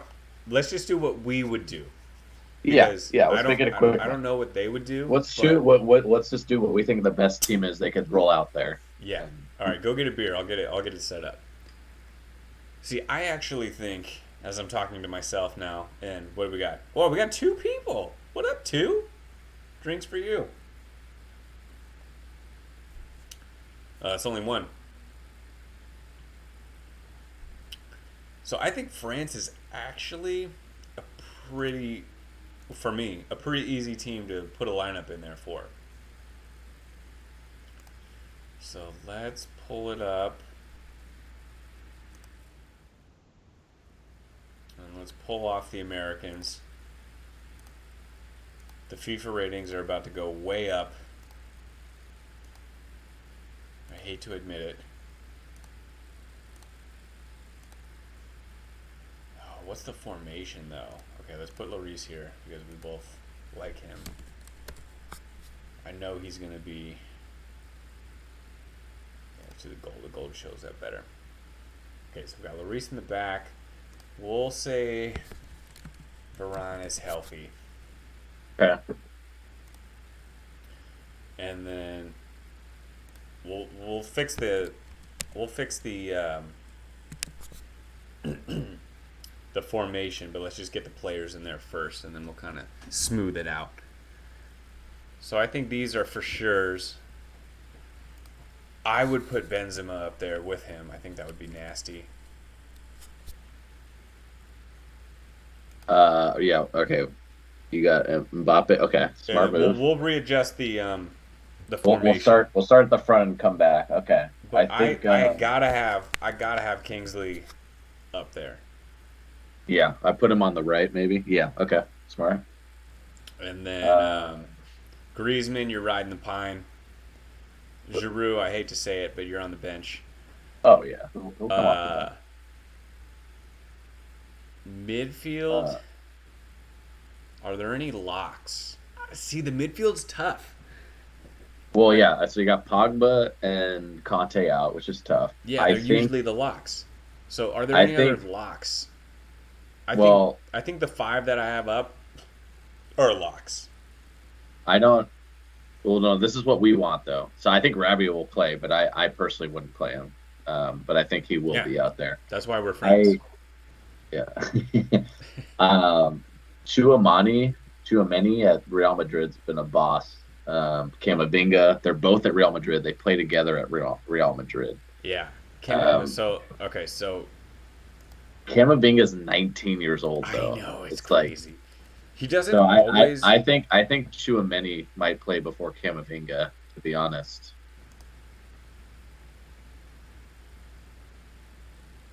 and he wouldn't play there. Camavinga's going to be a step back. Yeah. Cool.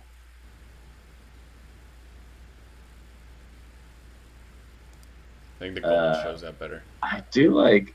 I do like. You want to put in Cuckoo in there, don't you? Loveland Cook on the left there. Let's put him in. Let's put him in. Let's do it, but dude. to be You honest, gotta, hey, I you gotta think go no, with I the think best. it'll be Dem. No, I think it'll be Dembele. Did I But spell it wrong? No, that's how you spell it, right? it's N Yeah, there it is. NKU. Yeah. Look at that, 96 right there, or 81. Okay. I did the gold ones. I don't know what that means, but I think it just looks nicer. And then, all right, let's finish out the back. Yeah. This one's tough. Yeah. So I think so in the back. Pavard? I think Pavard will play on the right, and then I think this is a tough one. So everyone really likes Lucas Hernandez, but I like Teo Hernandez better. See, I was gonna But say I like Kimpembe better. not at left back though. Oh, okay. Sorry, no, they play like wing back. Wait, which Hernandez? There's Lucas and Teo are brothers. They both made the team. Yeah, but which Lucas one do plays you for like? Bayern. Teo plays for AC Milan. Yeah, but which Um, one are you on board for? I like Teo better than Lucas, but Lucas usually gets more love from the national Wait, team. which Like is the he's one on played Bayern? Lucas. Okay, that's the one I know. I don't know the other guy. Okay, Teo like captains AC Milan now. He's a boss. Really? Like he's yeah. Um, he's only 25. I think I saw him captaining the last game. He's only like 25. I personally really like Teo there. Okay, let's put Teo. It's funny they say Teo and not Theo. Theo, yeah. Ah, he's an Teo ugly Fernandez. motherfucker. And then yeah, so in center then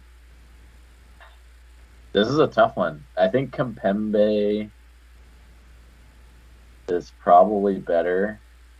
I really like Saliba's just too young, but he's gonna be really good See, down the I would road. go Kimbembe, but Upamecano, what's his name?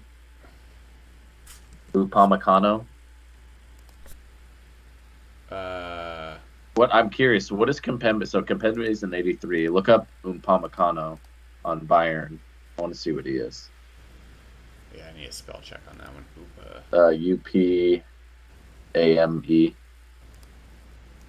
Yeah, I'm not go like I don't know what these ratings are because some of them are more than others.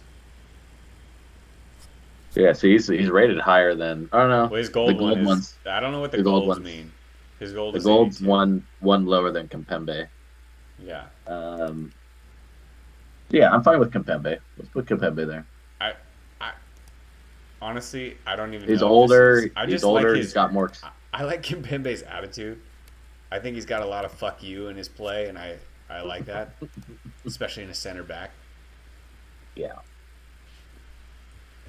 Because Varane, I feel like is really good, but but he's soft. he's soft. Yeah, he's soft. Let's be He's real. soft. He's soft. If you're going into a dark alley, Varane's not helping. Kimpembe's helping. That fool. He's handing over his wallet in a second. Exactly. Exactly. No, I Yeah, like this. I like it. I like it. Let me. I'll screenshot that real quick. Keep a record of that one. We're gonna get a real lesson on if we know what the fuck we're talking about or not. I bet you this lineup that we just put out here for France will never exist in this World Cup. Make us the coach. Come on. I think this formation would be different too. I think it would be more like Yeah, no. The only, I mean, the question mark I have there is, to be honest, I don't think Camavinga and Chouamani would both play.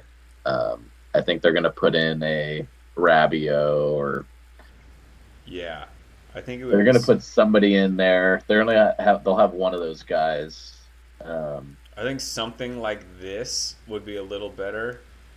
Um, with maybe like these yeah, I don't maybe not 4-3-3, but yeah, some variation of that in the midfield. yeah, I think like they'll play like a Vera two or someone that's a little bit more attacking. Because I feel like Camavinga and Chouamani are great midfielders, but they're more holding midfielders. So, Yeah. but yeah, I like that team though. Yeah, in this case, We like didn't this, in this formation, I would swap Nkunku and Coman. I would move, swap Nkunku and Camavinga, and then swap Nkunku and Coman because I think Nkunku will play ahead of Coman. Like Coman will be a winger down the side. Oh, you think so? Like that? No, like put Coman on the right though. And actually, he likes coming off the left, doesn't he? I don't know. He could go on either side, I feel He can like. go either side. Yeah. He's Like so Nkunku's fast. Nkunku's more of a forward. Coman's more of like a winger. Yeah. So I would see it like that. Yeah. Yeah, it probably wouldn't be this type of formation, but it would be cool. Yeah. And then we still left off guys like Fofana, Rabiot, Yeah. we mentioned Dembele, Griezmann. Like, they're going to be just fine. Yeah. The other Hernandez. Yeah. They're stacked, man. There's so many variations of Konate, who lineups plays they for could play. Liverpool. Like they have like every one of their players plays for this like a top tier. Like I'm going through the list right now. The quote unquote like worst team here as I go through. Well, Mandanda plays for Rennes in France, but he's 37. Literally, like the quote unquote worst team is either Areola on West Ham or um, Fafana on Monaco. And those are like good teams. Like they're not Yeah. like shitty teams, you know? No, Those are the worst teams that they have players from. they're deep, They're very without a deep. doubt. And then the other team in the group that we expect to get second is Denmark. I feel like they're a solid team, Yeah. but if you look at their lineup or their their squad versus this squad, it's just like it's night and day. Yeah, it is. This team should be. I like this team because it has youth. It's not a bunch of old dudes or Yeah. old relative term, but they have a Yeah. good mix of young talent and veteran talent. We'll call it that. And Yeah. Mbappe's in his How prime. how old do you think Ericsson is? A quick quiz question. Erickson, Yeah. I'm gonna say 30. Yeah. Spot on. Is he 30? I imagine him being like 33 or something, but he's only Yeah, 30. I knew he wasn't like crazy old, but yeah, he looks and carries himself like he's older. Yeah. He's mature. And he had like a heart failure. So Maybe that's you the big immediately think he's influence. older. Yeah, exactly. So, all right. So out of that group, you and I both have France coming out on top, Yep. and we have Denmark. I think we like that bet of them together getting out of the group. That is plus. What was it? France and Denmark. That's Oh, it's group. still minus 275? No way. Fuck.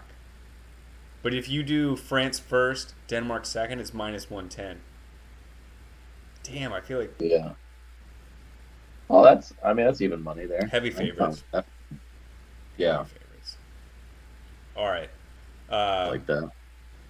All right, so that's Group A to D. Okay. We can save the rest of the groups for next week. And we still have a few squads that have yet to be announced. But you want to do the Germany squad? You want to do that one next week? No, we'll save it for next week when we get to them. Yeah. Okay. Yeah. All right. Well, then let's segue to Premier League this week. Or no, trivia. Trivia. Let's do Gotta trivia. hit some trivia. Let's do And some then then we'll trivia look at drinking. we'll do trivia and then we'll run through our picks and bets we like from the week for the Premier League before we get into our major World Cup betting Yeah. phase. All right. Um, Any trivia question incorrect, you must drink. Any trivia Must question that you drink. provide that the other person gets correct, you must drink. You must drink. All right. You want to go first? Yeah, I'll hit you with one. I think I have a couple. Yeah, I got a couple here. So this one is, I don't know how easy or hard this will be for you, but I'm wondering if you can name what you think are the top 5 most watched soccer events in the history of U.S. television. So this is all time. Oh my god. Women's So, World Cup. but of any soccer events, top 5 most watched. So these are going to be specific Dude, this is a tough one. games. Yeah. I know Women's this is World Cup this is final. tough. Brandy With Chastain. 1999. Is that the year? Yeah, Yeah. that's number 3. That's number 3. Yeah, Okay. there was 18 million viewers. USA England when we beat them 1-0. No, didn't make the list. Didn't make it. I think we tied that game. I think it was 1-1, right? We beat them once. Sure, we beat it. Sure we did. Shit, I don't know. I'll give you a hint. One other one is also women's. So you got one of the 2 women's that's in the top 5, and it's actually number 1. surprisingly. But I actually remember watching this game, so I'm like, oh yeah, that makes sense. I feel like everyone was watching that game. I don't know. Which World Cup was it? It was the 2015. The U.S. played Japan in the final. Do you remember that? I don't know if I watched that one, sadly. That was like I think it was like Wambach's last game. That was Oh, like when it was women's soccer. USA soccer was like at its peak, and we played them in the final. yeah, I did miss that one. So that's a All right, drink for me. so there's three other in the top five. So these are obviously not going to be U.S. women's. It isn't necessarily. So my hints are it isn't necessarily like national soccer. Like it could be Champions League or a different World Cup game. Like so, it's just soccer events. What were the most watched? I will give you the other hint though that two of them do involve Team USA. I'm not gonna get it. Okay. I'm giving Number up. two, number two is the USA Portugal game in 2014. 18, 2014?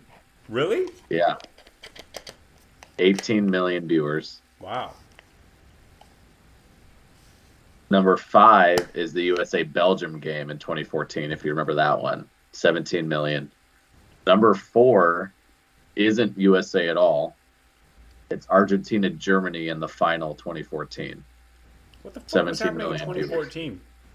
You would think that Huh? more people would watch now than in 2014. Exactly, right? But those are the records TV wise. That's crazy. Well, Maybe with all the streaming and shit now, it like the numbers are getting skewed, but it's yeah, I thought it was interesting. The women's US soccer is the top dog I mean, for I the get most that. watched game. Yeah, that makes sense. So yeah. Okay, I drank for that one. Okay. I'm So gonna my tell. my my follow-up question also involves television viewership. So based off the last World Cup, so 2018, in general, the viewership for the World Cup far exceeds the Super Bowl, right? So the Super Bowl is like the biggest American sporting event, right? And Right. it is watched internationally. So we always kind of think of that as sort of like the standard to compare everything against. What do you think the average viewership was throughout the whole World Cup final versus the average for the Super Bowl throughout the whole Super Bowl? Was it three times as much, five times as much, seven times as much, or 10 times as much? Oh my god. 5 times. Damn it. How did you know that? Oh, you got it right. Oh man. Hell yeah. Yeah, so the 2018 final, France against Croatia, had an average viewing audience. So they look at the whole span of the game, like how many people are watching. So the average was there was 517 million people watching at any one time, but over a billion people tuned in at some point during the game to watch. So over a That's billion total crazy. viewers. The For the U.S., it was around 100, or for the Super Bowl, it's around 100 million Yeah. that watch like at any one time. So it's about five. World Cup's about five times as much as the Super Bowl. Yeah, that makes sense. All right, my last question, also to do with TV viewership. There is one event in the world, sporting event, that sees on average more viewers than the World Cup when it occurs. What do you think that event is? And I have a list of the top 10 here. So I'll tell you if what you Well, guess is on the I list. would But there's guess only one event that beats the World Cup. does the Olympics count or does it The Olympics are number four for summer and number five for winter. 4 and 5? Yeah. They have an average of 2 billion viewers across it for It's both got of to be them. a worldwide event. What's Don't tell I me was it's shocked. cricket. I was Don't tell me it's shocked at this cricket. top. Is it I cricket? was Cricket is number three. Oh, 2.6 billion. The World Cup is number 2 at 3.3 billion. There's only one sporting event, and I was in shock when I saw this. Like, it's not something I would think could beat the World Cup. it's not cricket? Cricket's number 3. The Cricket World Cup is number 3. So these are like events, right? So like a tournament or whatever, or like a thing, like Yeah. a contest. Well, it's not the Olympics and it's not a cricket event. I don't know what it would be. The Women's World Cup is at number 6 at 1.1 billion. That's crazy. Yeah, that's ahead of the Champions League. Champions League is number 8. Yeah. I wouldn't. Super I Bowl, would Super expect the Bowl, World Cup to be the biggest soccer event. Super Bowl's number 9. The March Madness Final Four is actually number 10. Really?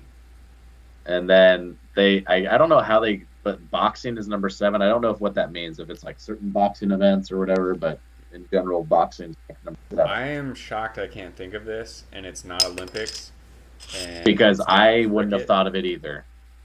I mean, what Because I else would is never there? fucking watch What this else is shit. there? I It's would never. not golf. It's not baseball. It like Think of what are other like F1, these that type of thing. It's not F1, but what are those types of things Monaco, that's like the what? Monaco Grand Prix. No, it's not F1. Okay. But what is the type of thing that's like really big in Europe? You're probably not so into it. I'm not. But it's a really huge deal to people, and like they watch it and boring as fuck. I don't know. I thought cricket was the answer. Tour de France Oh, wow. is the number one televised sporting event Dude, okay. in the Sidebar. world. My mother-in-law is crazy into cycling, Yeah, you see and what I'm saying? Like I don't get it, they but watch all of it, and it's like huge. they'll be over. They were over, and like they would like put it on and stuff, and I'm just like, I okay, don't care. I get why you're interested in this, but this is such a fucking long ass race. Like, why is this so And exciting? it's like it's just yeah, it's not exciting. Like I yeah. Like, I'd rather watch golf. Yeah, for sure. Yeah, that's Any day of the crazy. week. That's number Yeah. one. That's number 3.5 billion. It edges out the World Cup by 200 million. That's insane. Yeah, I was in shock when I saw that. That is insane. So, Wow. that's all I got for trivia. That was a So good your one turn, though. That Dan. was a good one. So I drank one for that. I probably should drink more than that, but whatever. Okay, so my trivia questions are World Cup related. Okay. I got a few here. So there are one, two, three, four, five, six, seven, 8 countries that have won the World Cup. Can you name the 8? Uruguay, Brazil, France, Italy, England, England's a tough one. 1966. They have won. Germany, Germany, yes. 2 more.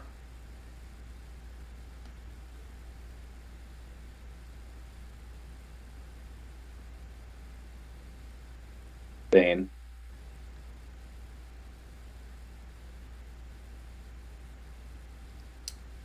I'll give you a hint on the last one.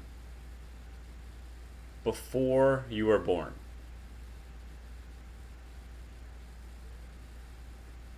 oh man. I don't know how much that's going to help you, but Yeah.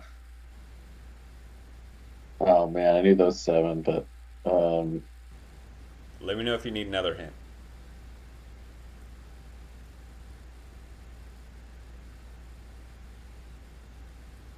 give me 2 guesses. I'll give you 2 guesses. You got everything else correct. Argentina. You got it. All right, you got Yes. it. Nice. Nice. So that's one for me. Yeah, surprising. Only 8 countries have won. Yep. So that's one of the bets for this year is a Is whether or country not. that has Yeah. not won before. And it's surprising that you're actually getting positive odds on that. I don't have it up in front of me, but Positive on one of the oh, original eight yeah, winning. like it's a favorite to have a country that has already won win. So Oh, here, okay.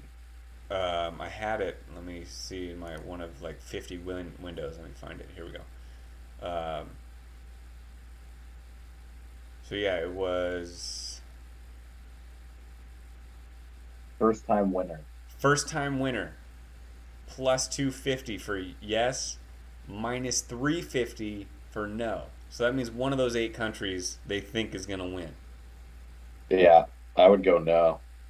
which is pretty I wild. mean, So like the I mean, I countries that want are I want the no, yes because we've got real money down on Portugal. Portugal, like the ones that you think have a chance. So like Portugal, maybe Belgium, Yeah, um, but who else that hasn't yeah. won before? Like not many. Netherlands, maybe, but that's a long shot. Like I think these are pretty shitty odds. Like it should be. I think it should be more plus odds for a new Agreed. winner. It should be the odds Yeah, should be like plus 500 or something at closer least. to what the next. Yeah, exactly. Yeah, Uh, okay, so the record for most appearances in a World Cup final is 8. Do you know which country has the most final final appearances? Not victories, appearances. Brazil. That would be my guess, but no. They are second with 7. This one surprised me. Second with 7. Yeah. This country is first with 8 appearances in the World Cup final. Argentina. No. Germany. Uruguay. Germany. Okay, I was like Uruguay. Okay. Germany. Germany has been in the final 8 times. They've only won 4. So Damn. they're 50-50 in the final. It's Damn. pretty crazy. Yeah. Okay.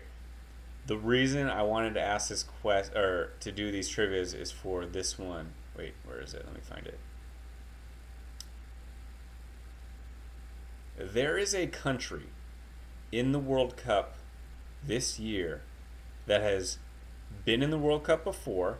It's not their first time, but have never scored a World Cup goal. So it's not going to be Qatar because they've never been in it before. It's not going to be some other small countries that have never been in it before. But what country is in the World Cup this year that has been in the World Cup before that has never scored a World Cup goal? Still looking for Saudi the first one. Saudi Arabia. No. I'll give you a hint because this is a tough one. CONCACAF. Ooh. Costa Rica. No. Canada. Canada. Canada has never scored a World Cup goal. They're Wow. still looking for their first. I had to double check it. Damn. That was the one I was like, I need to fact check this. Damn. They have been in the World Cup only one other year. I think it was Damn. 1984. And Um, this year they won the group they won the CONCACAF this year, right? I know. Qualifier? So they're Yeah. looking for their first World Cup goal this year, and I think they're going to get it. Damn. That's awesome. Let me double check where's the group at? Dude, they got a chance. They have a chance to exit the group, I think. They do, yeah. Like this could be huge for them. So yeah, I didn't know that. And then so this one is funny too. So this is gonna be a tough one, but one country has been in the World Cup 8 times, has never advanced past the group stage. This country is not in this year's World Cup. Hmm. Never advanced past the group stage. China? Good guess, but no. This is part of the EU. Russia. No. One more guess. One more guess. Oh, eight. They've been in it 8 times, which Been in it is eight that times. that's like a span of 30 years. The So last they've time they they've been were a. in it, though, 98. Oh, okay. I was like, that's like a pretty perennial team. Um, Last time was 98.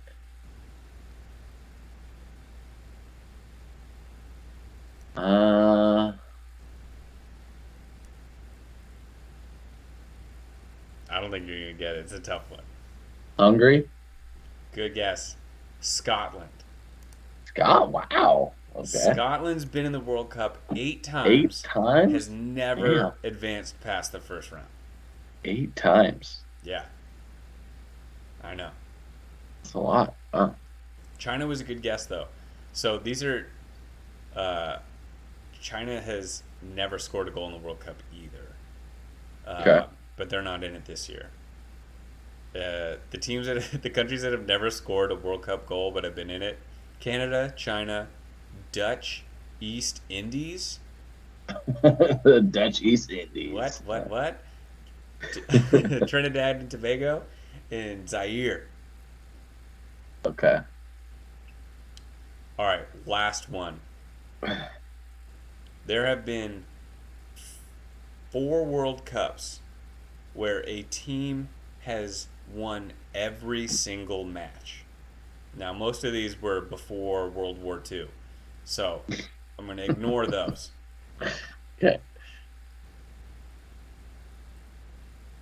Past the year 2000, so '02 onward, this century, was a team that won every single match. Can you name that team or country? Brazil 02. You nailed it. You got it. All right. I thought you would get that with that hit. Or no, no, no. That's not you. This one's me. Oh, we're right on track. Nice one. Yeah, that '02 Brazil team. Stacked. Stacked is an understatement. So this year, the Brazil team is the favorite to win. I don't think Yeah. they're as stacked as that '02 team. They are very No. stacked. But They're still stacked, but no, they're not like that team. do you No. think, like, if you, like, gun to your head, you had to pick a team to win this year, would you pick Brazil? I would choose Argentina, I think. You would choose Argentina over them. Interesting. I like that. I don't like the fact that they have to get through. Like I was saying, I'm pretty sure the way the brackets line up, they either of them have to get through the other to get to the final, Hmm. and I don't like that part of it. So if like France or England have an easier, I think England has a really easy road. I'm pretty sure the way things stack up, like Unless we their win the group, group. unless we win the group. But yeah, taking that part into account, maybe France or England, but I think I would choose Argentina over Brazil if you put them on equal footing. Yeah. That's interesting. I think I would begrudgingly pick Brazil. I think this is a good spot for Brazil where in the past it was like, hey, Neymar's our guy. But if Neymar's your best player, you're not winning. Yeah, And I feel like he's in a good spot this year to where he's he not the doesn't main need to be the. focus, or he doesn't Yeah, he need to doesn't need be to. the main focus. They Yeah, have so many other guys that can help out, and he's just like, oh shit, they also have Neymar who's still really good. Instead of exactly. like Yeah, force feeding him to try to be the man. Uh, so I actually really like their team this year, and I'm scared to say it, but even when Rafinha starts, you like him. I don't like Rafinha. I think Rafinha needs to like tweak his. He needs to just turn it down like 2 notches. You know what I mean? It's like this one goes to 11. It's like you need to be at like 8. You know, like just, he makes some great ass move, You're and then he'll trying to just do too much, blast it man. into like the upper deck, and you're like, oh man, that looked so good until the last second, and then That yeah, one would have been sick. yeah, that would have been so sick. Oh my god, yeah, he needs to just get a little more control. But I like their squad. I like their squad, and I think they have a good mix of veterans and young guys. I Yeah. like that too. No, So yeah, I think they have a good team. I feel like in years past they've picked more of like the like local guys than they should, and I feel like they didn't do that this year. So yeah, I, agreed.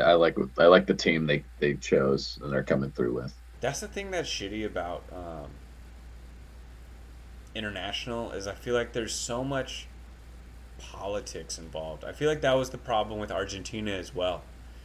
So Argentina much, would yeah, throw out these teams, and you're like, dude, how is Sergio Aguero not playing in this game?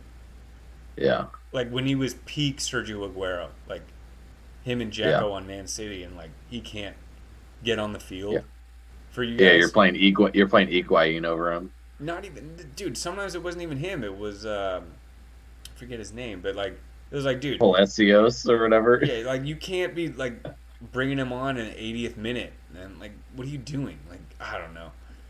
Yeah, There's Vegas is so much politics involved in international that kind of sucks and kind of gets in the way sometimes. But I I don't know know. we talked about it last time how there was that rumor about the Brazilian team is like literally getting paid for by sponsors That has to, to to happen choose more to than we know choose the about. team.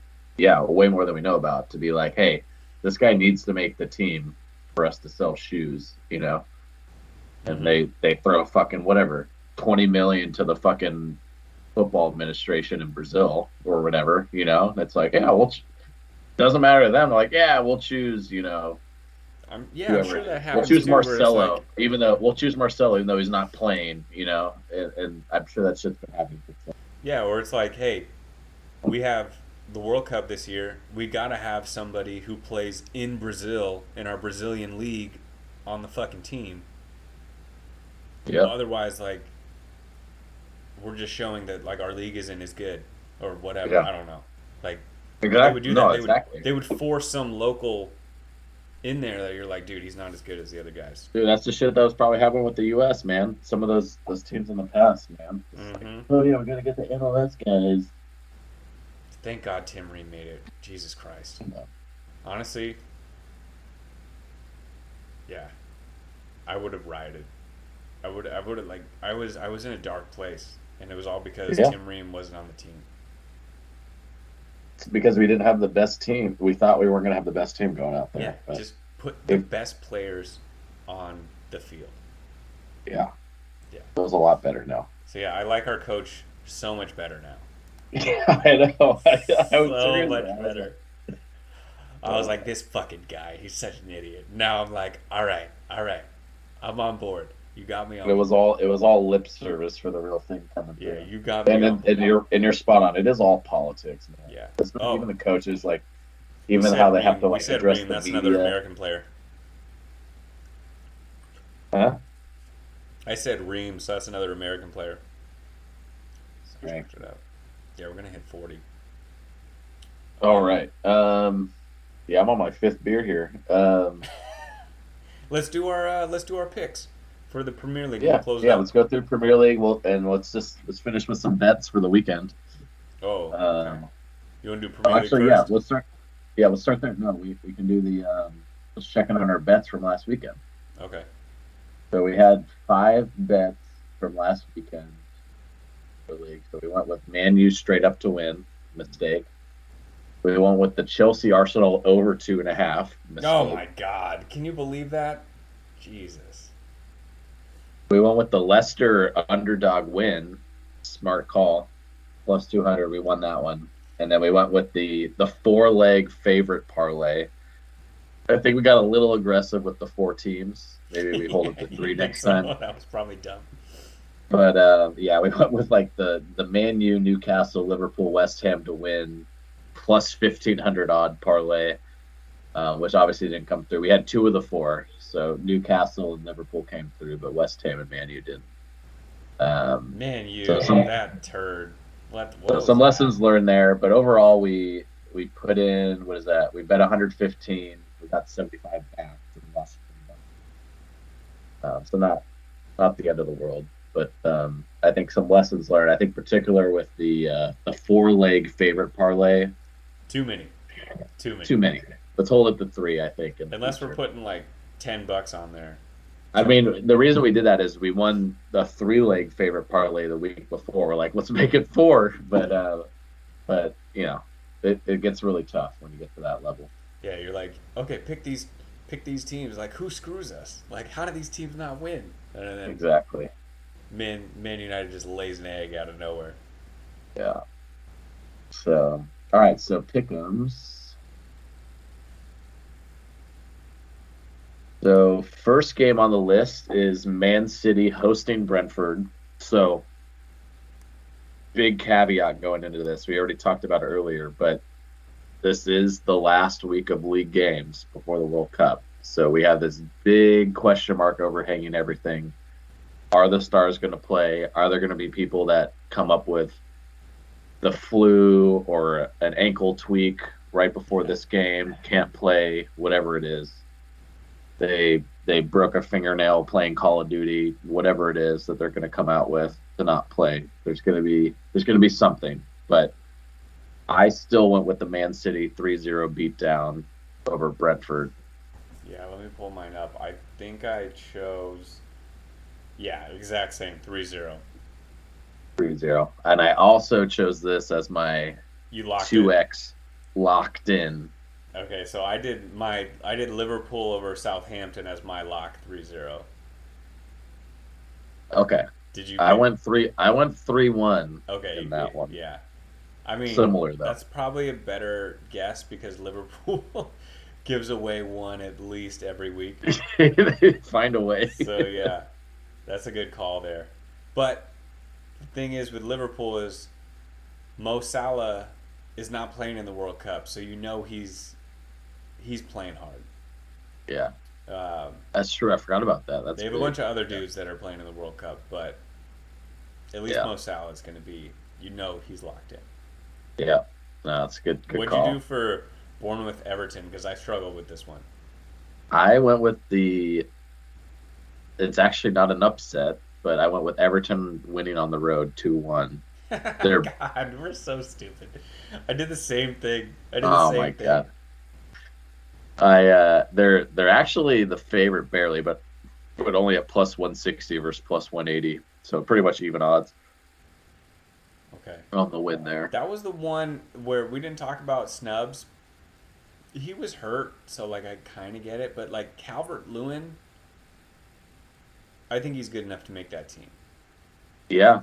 I think he could have given Wilson definitely a run for his money, but he's just been too hurt. He hasn't Yeah. played. Yeah. Okay, we talked about Liverpool. Uh, I hate myself every time I pick a draw, but Nottingham Forest at home for Crystal Palace. I put 1-1 draw. Me too. No way! Oh my god, we're so Oh, ridiculous. fuck.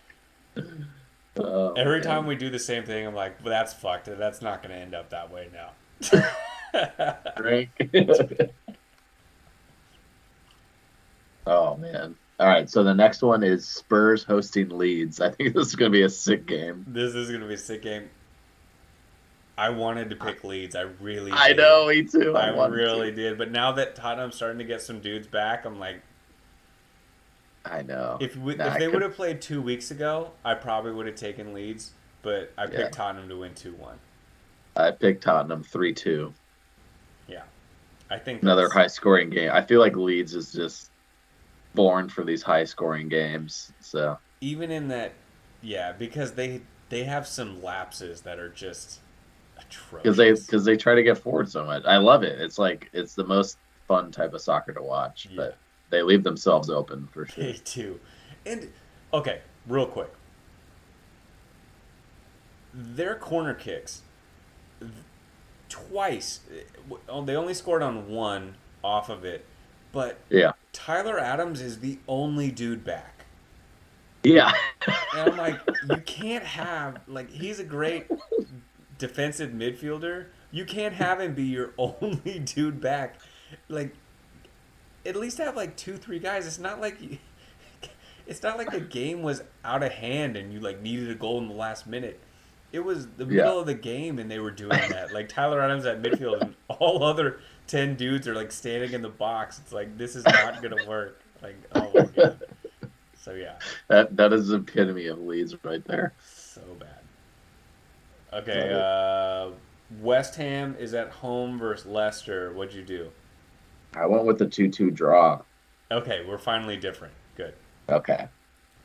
I picked West Ham to win 2-0. Oh, 2-0. Yeah. Really? You Yep. think Madison's not going to play? You think? I don't know what I was thinking, but Okay. I also picked up Skamaka on my fantasy, so I'm hoping I can Uh, parlay that into some good juju. I wouldn't be mad at it. West Ham's my darling, but I went semi against them here with the 2-2. So Yeah. I think Leicester's been playing really well. I this is the when I was we were talking earlier. This is a perfect example of where I kind of made my picks and I was like, oh, but some guys might not play, and then I didn't change anything anyway.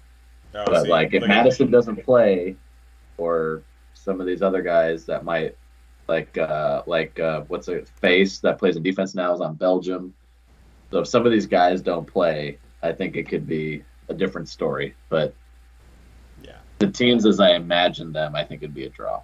On the road, Leicester playing well, but West Ham at home.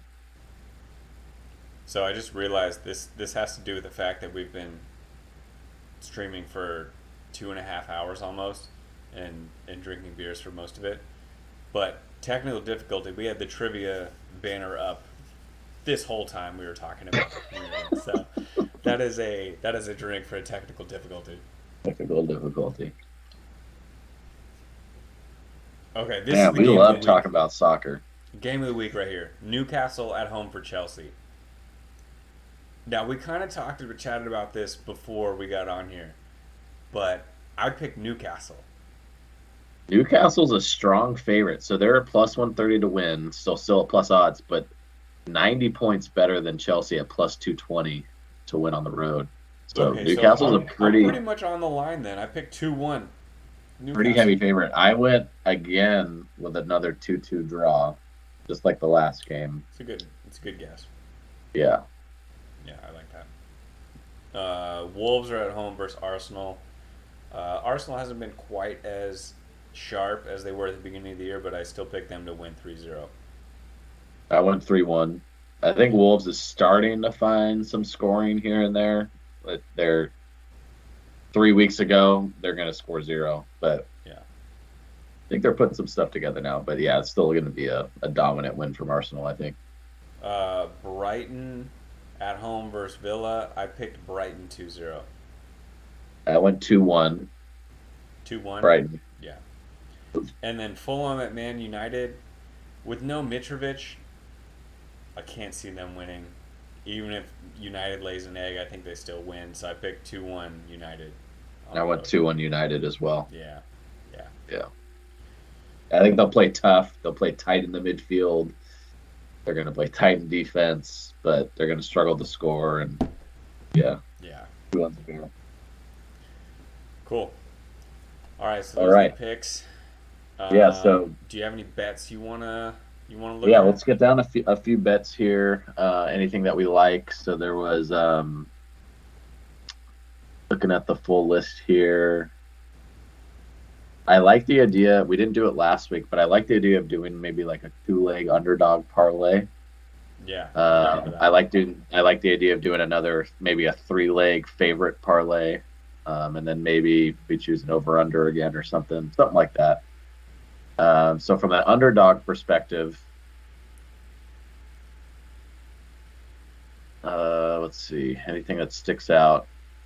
Nottingham at home is an I saw underdog. that too, plus 210.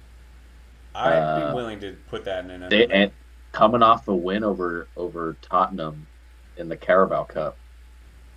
Yeah, I just can't take the Carabao Cup seriously. I The know, but they rosters that roll out there just, I yeah, know, but they kind of got I don't know. There's some juju coming off of that. Well, Um, so we talked about Newcastle Chelsea. If we put Chelsea as a winner with yeah, somebody else, we could get pretty good odds. yeah. Chelsea to win.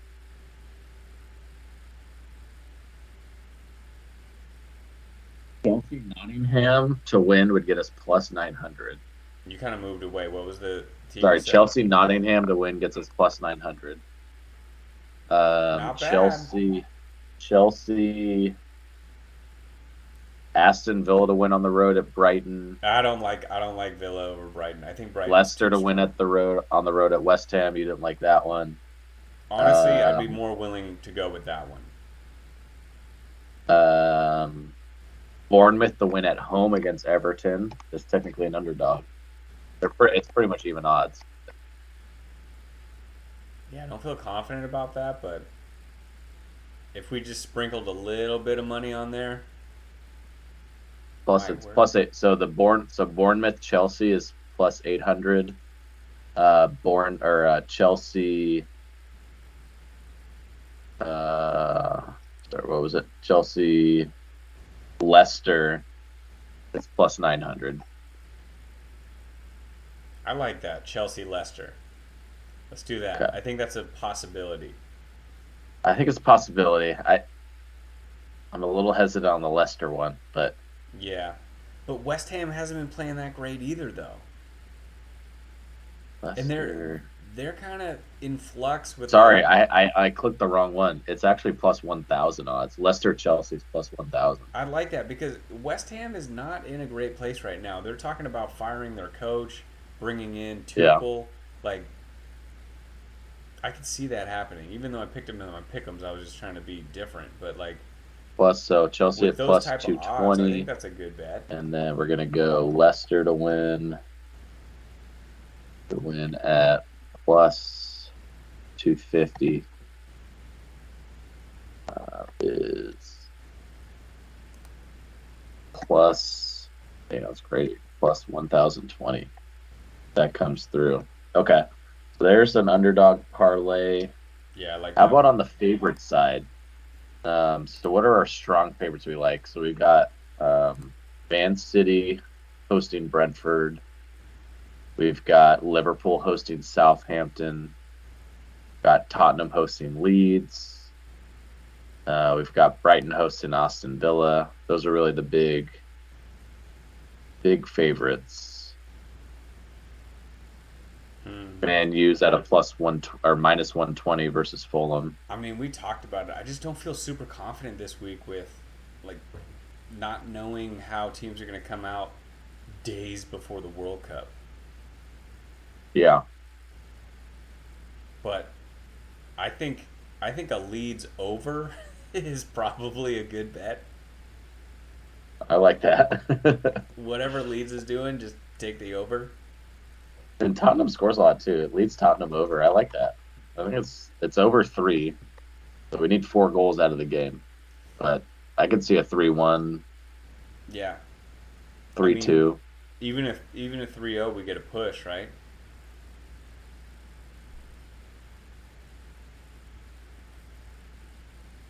Minus 105. All right, how about a favorite parlay? Anybody? I just don't feel confident this week. I mean, yeah, there's a like Man City Yeah. Like what if you and take Man City and Liverpool, Liverpool? but I don't know if it's worth it if somebody lays an egg, just like Man United did last week. I just don't think this is the week to do a favorite parlay. Okay. If I had to, gun to my head, I would say Liverpool, Man City, but you're not going to get good odds on that. I think Brighton smashes Villa. Honestly, they're minus 115. I think that number should be higher. So if Really? I had to make like a smart like odds bet, I would say Brighton at minus 115. Hit that all day. Oh, you would just hit them straight up. Yeah, You're saying? yeah. Okay. I If think you do that's Brighton, Liverpool, Man City, it only gets you to plus 170.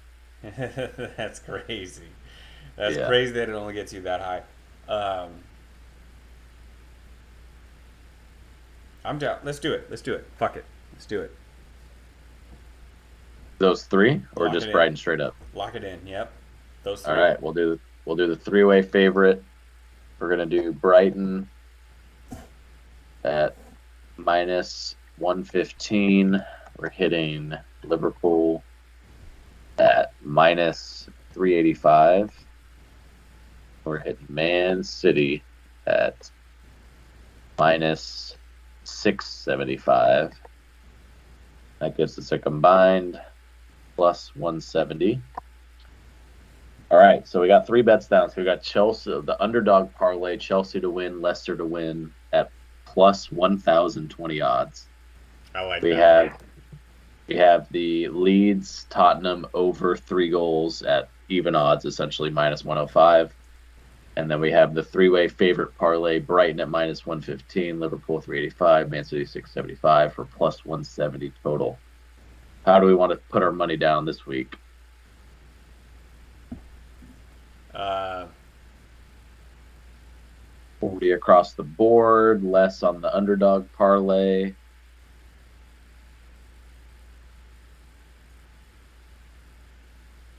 Maybe 20, 40, 40. yeah. I don't know. Be $100 down. 100 total. Yeah. Okay. 20 on the underdog at +1,000 odds. Yeah. And then 40 on the two more even odds. Yeah. Bets. I think that's a good way to break it up. Okay. All right. That's good. All right. And then last but not least, we got to quickly go through our prop bets. So our options this week, we missed this last week, but our options this week are choosing Brentford on the road at Man City, choosing Southampton on the road at Liverpool, choosing Leeds on the road at Tottenham, choosing Leicester on the road at West Ham, which we already like, choosing Wolves at home against Arsenal, choosing Aston Villa on the road at Brighton, or Fulham at home against Man U. And I'll let you get the first pick here. Oh man, I feel like that's giving me the first pick is just a gift because I feel like it's got to be the Leicester one. Yeah, that's a good one. Yeah, everything else is much harder. Yeah, I'm gonna go. There's gonna be with, one. There's gonna be one, but which one? Oh man, I'm gonna go with.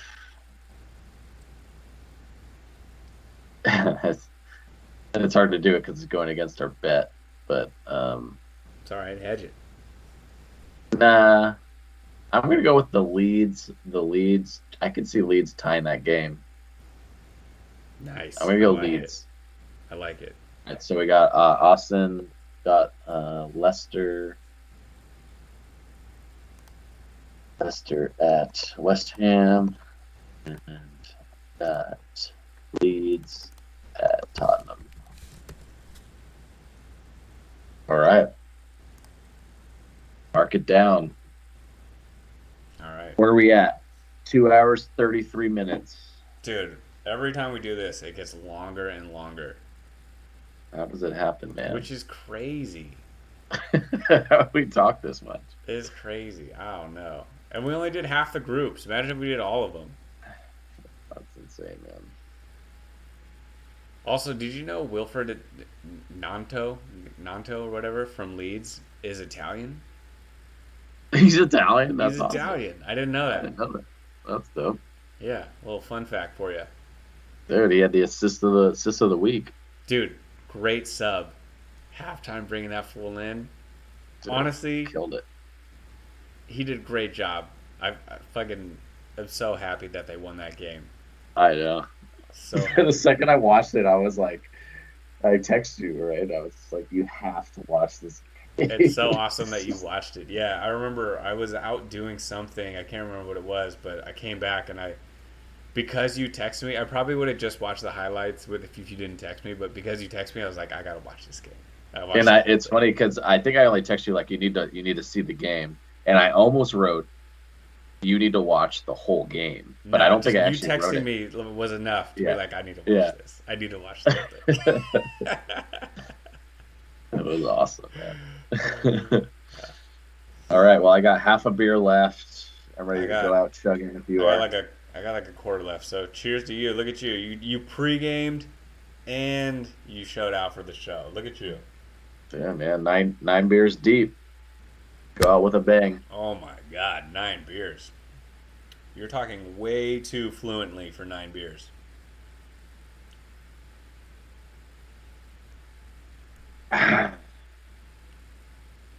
All right. Round two next week. Hell yeah, we'll do those other groups. We'll lay out the lineups for the big countries, and yeah, We'll drink nine more beers. I think the next groups have some upset potential in them. Yeah, Less there's gonna be so than some these ones. A to a D, little I bit. feel like a lot of chalk. I mean, we'll see, but seems pretty straightforward. Yeah, a little bit more exciting than the back half of the table. So, Yeah, exactly. So yeah, all find right. out. But Until all right, then, man. Cheers, dude. cheers.